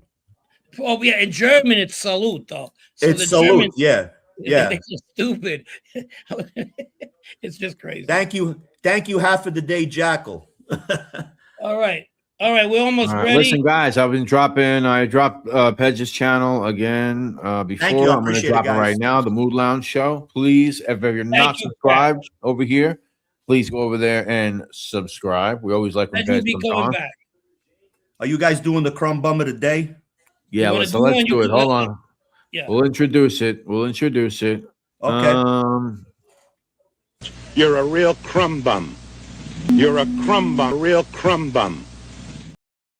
I like that. Pedge, what do you got, man? You got a crumb bum? That seems like. All right. I don't know if you guys are going to agree with my crumb bum of the week for me. What about us? Donald Trump. He really disappointed me a lot, and I had such high expectations, but he's a crumb bum cuck. He just, I don't know.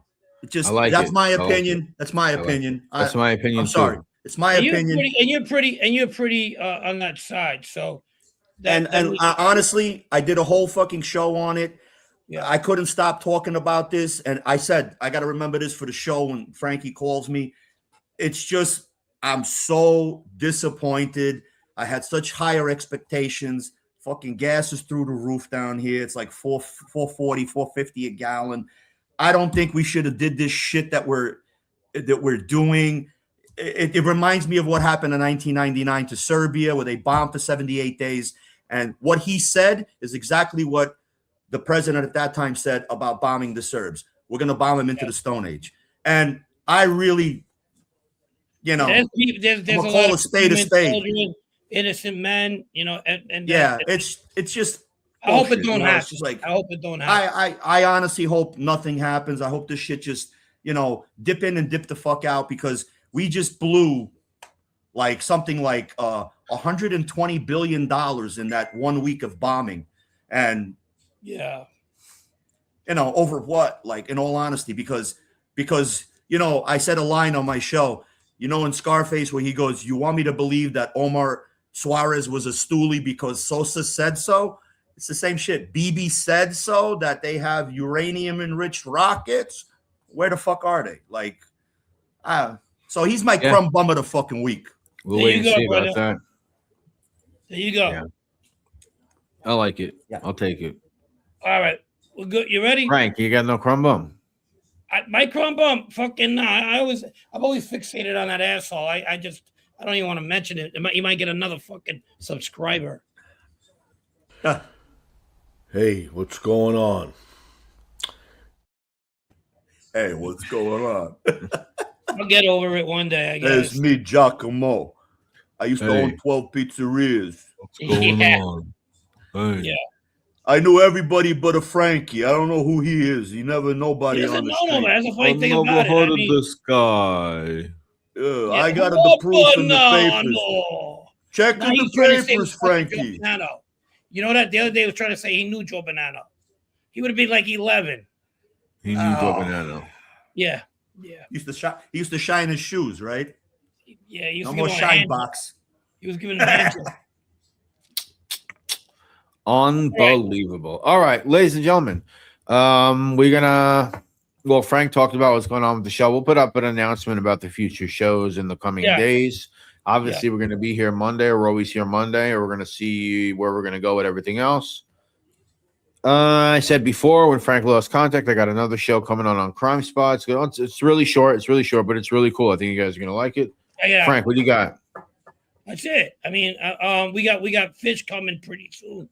Talk about a smuggler's tale, and you're gonna check it out. Tell me what you think. You'll like it. It's really, I think you will anyway.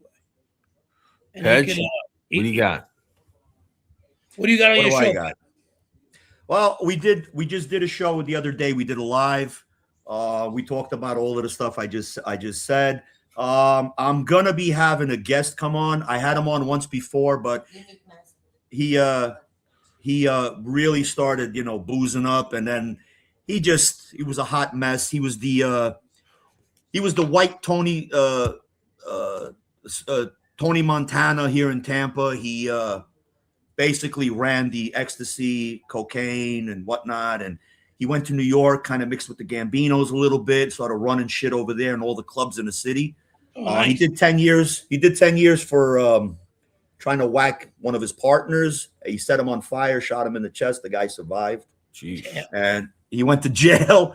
And when you look at the guy, you don't think he's capable of any of that shit. But I had him crying on my show. On the last show, I had him crying, admitting he felt horrible about doing this guy the way he did. He's going to come back and try to make amends and give me a little bit, more like be sober and straight. He's all over the internet right now. He's going on all the crime shows and whatnot. So that's all I got. Let us know. Definite. Okay. All right, guys. Listen, we'll see you all soon. Have a great night. Thanks again, Pedge, for coming on. And thank you we'll very catch much up for with you having me. real It's soon. always a pleasure. Thank you, Matt. Thank you, everybody. Let me just say thank you one more time to donators. Thank you to J Trofibio. Appreciate you. Thank you to Roro, Pasta Patate, BPBDPDG. What? No, I was saying hi to Fat Ball of Tie. I'm sorry. Oh, thank you, AFBI. Appreciate you, buddy. Thank you, Lisa, Middle Village, Matt, Roro, everybody. Joe Rue. Appreciate you guys. Have a good night. Thank you.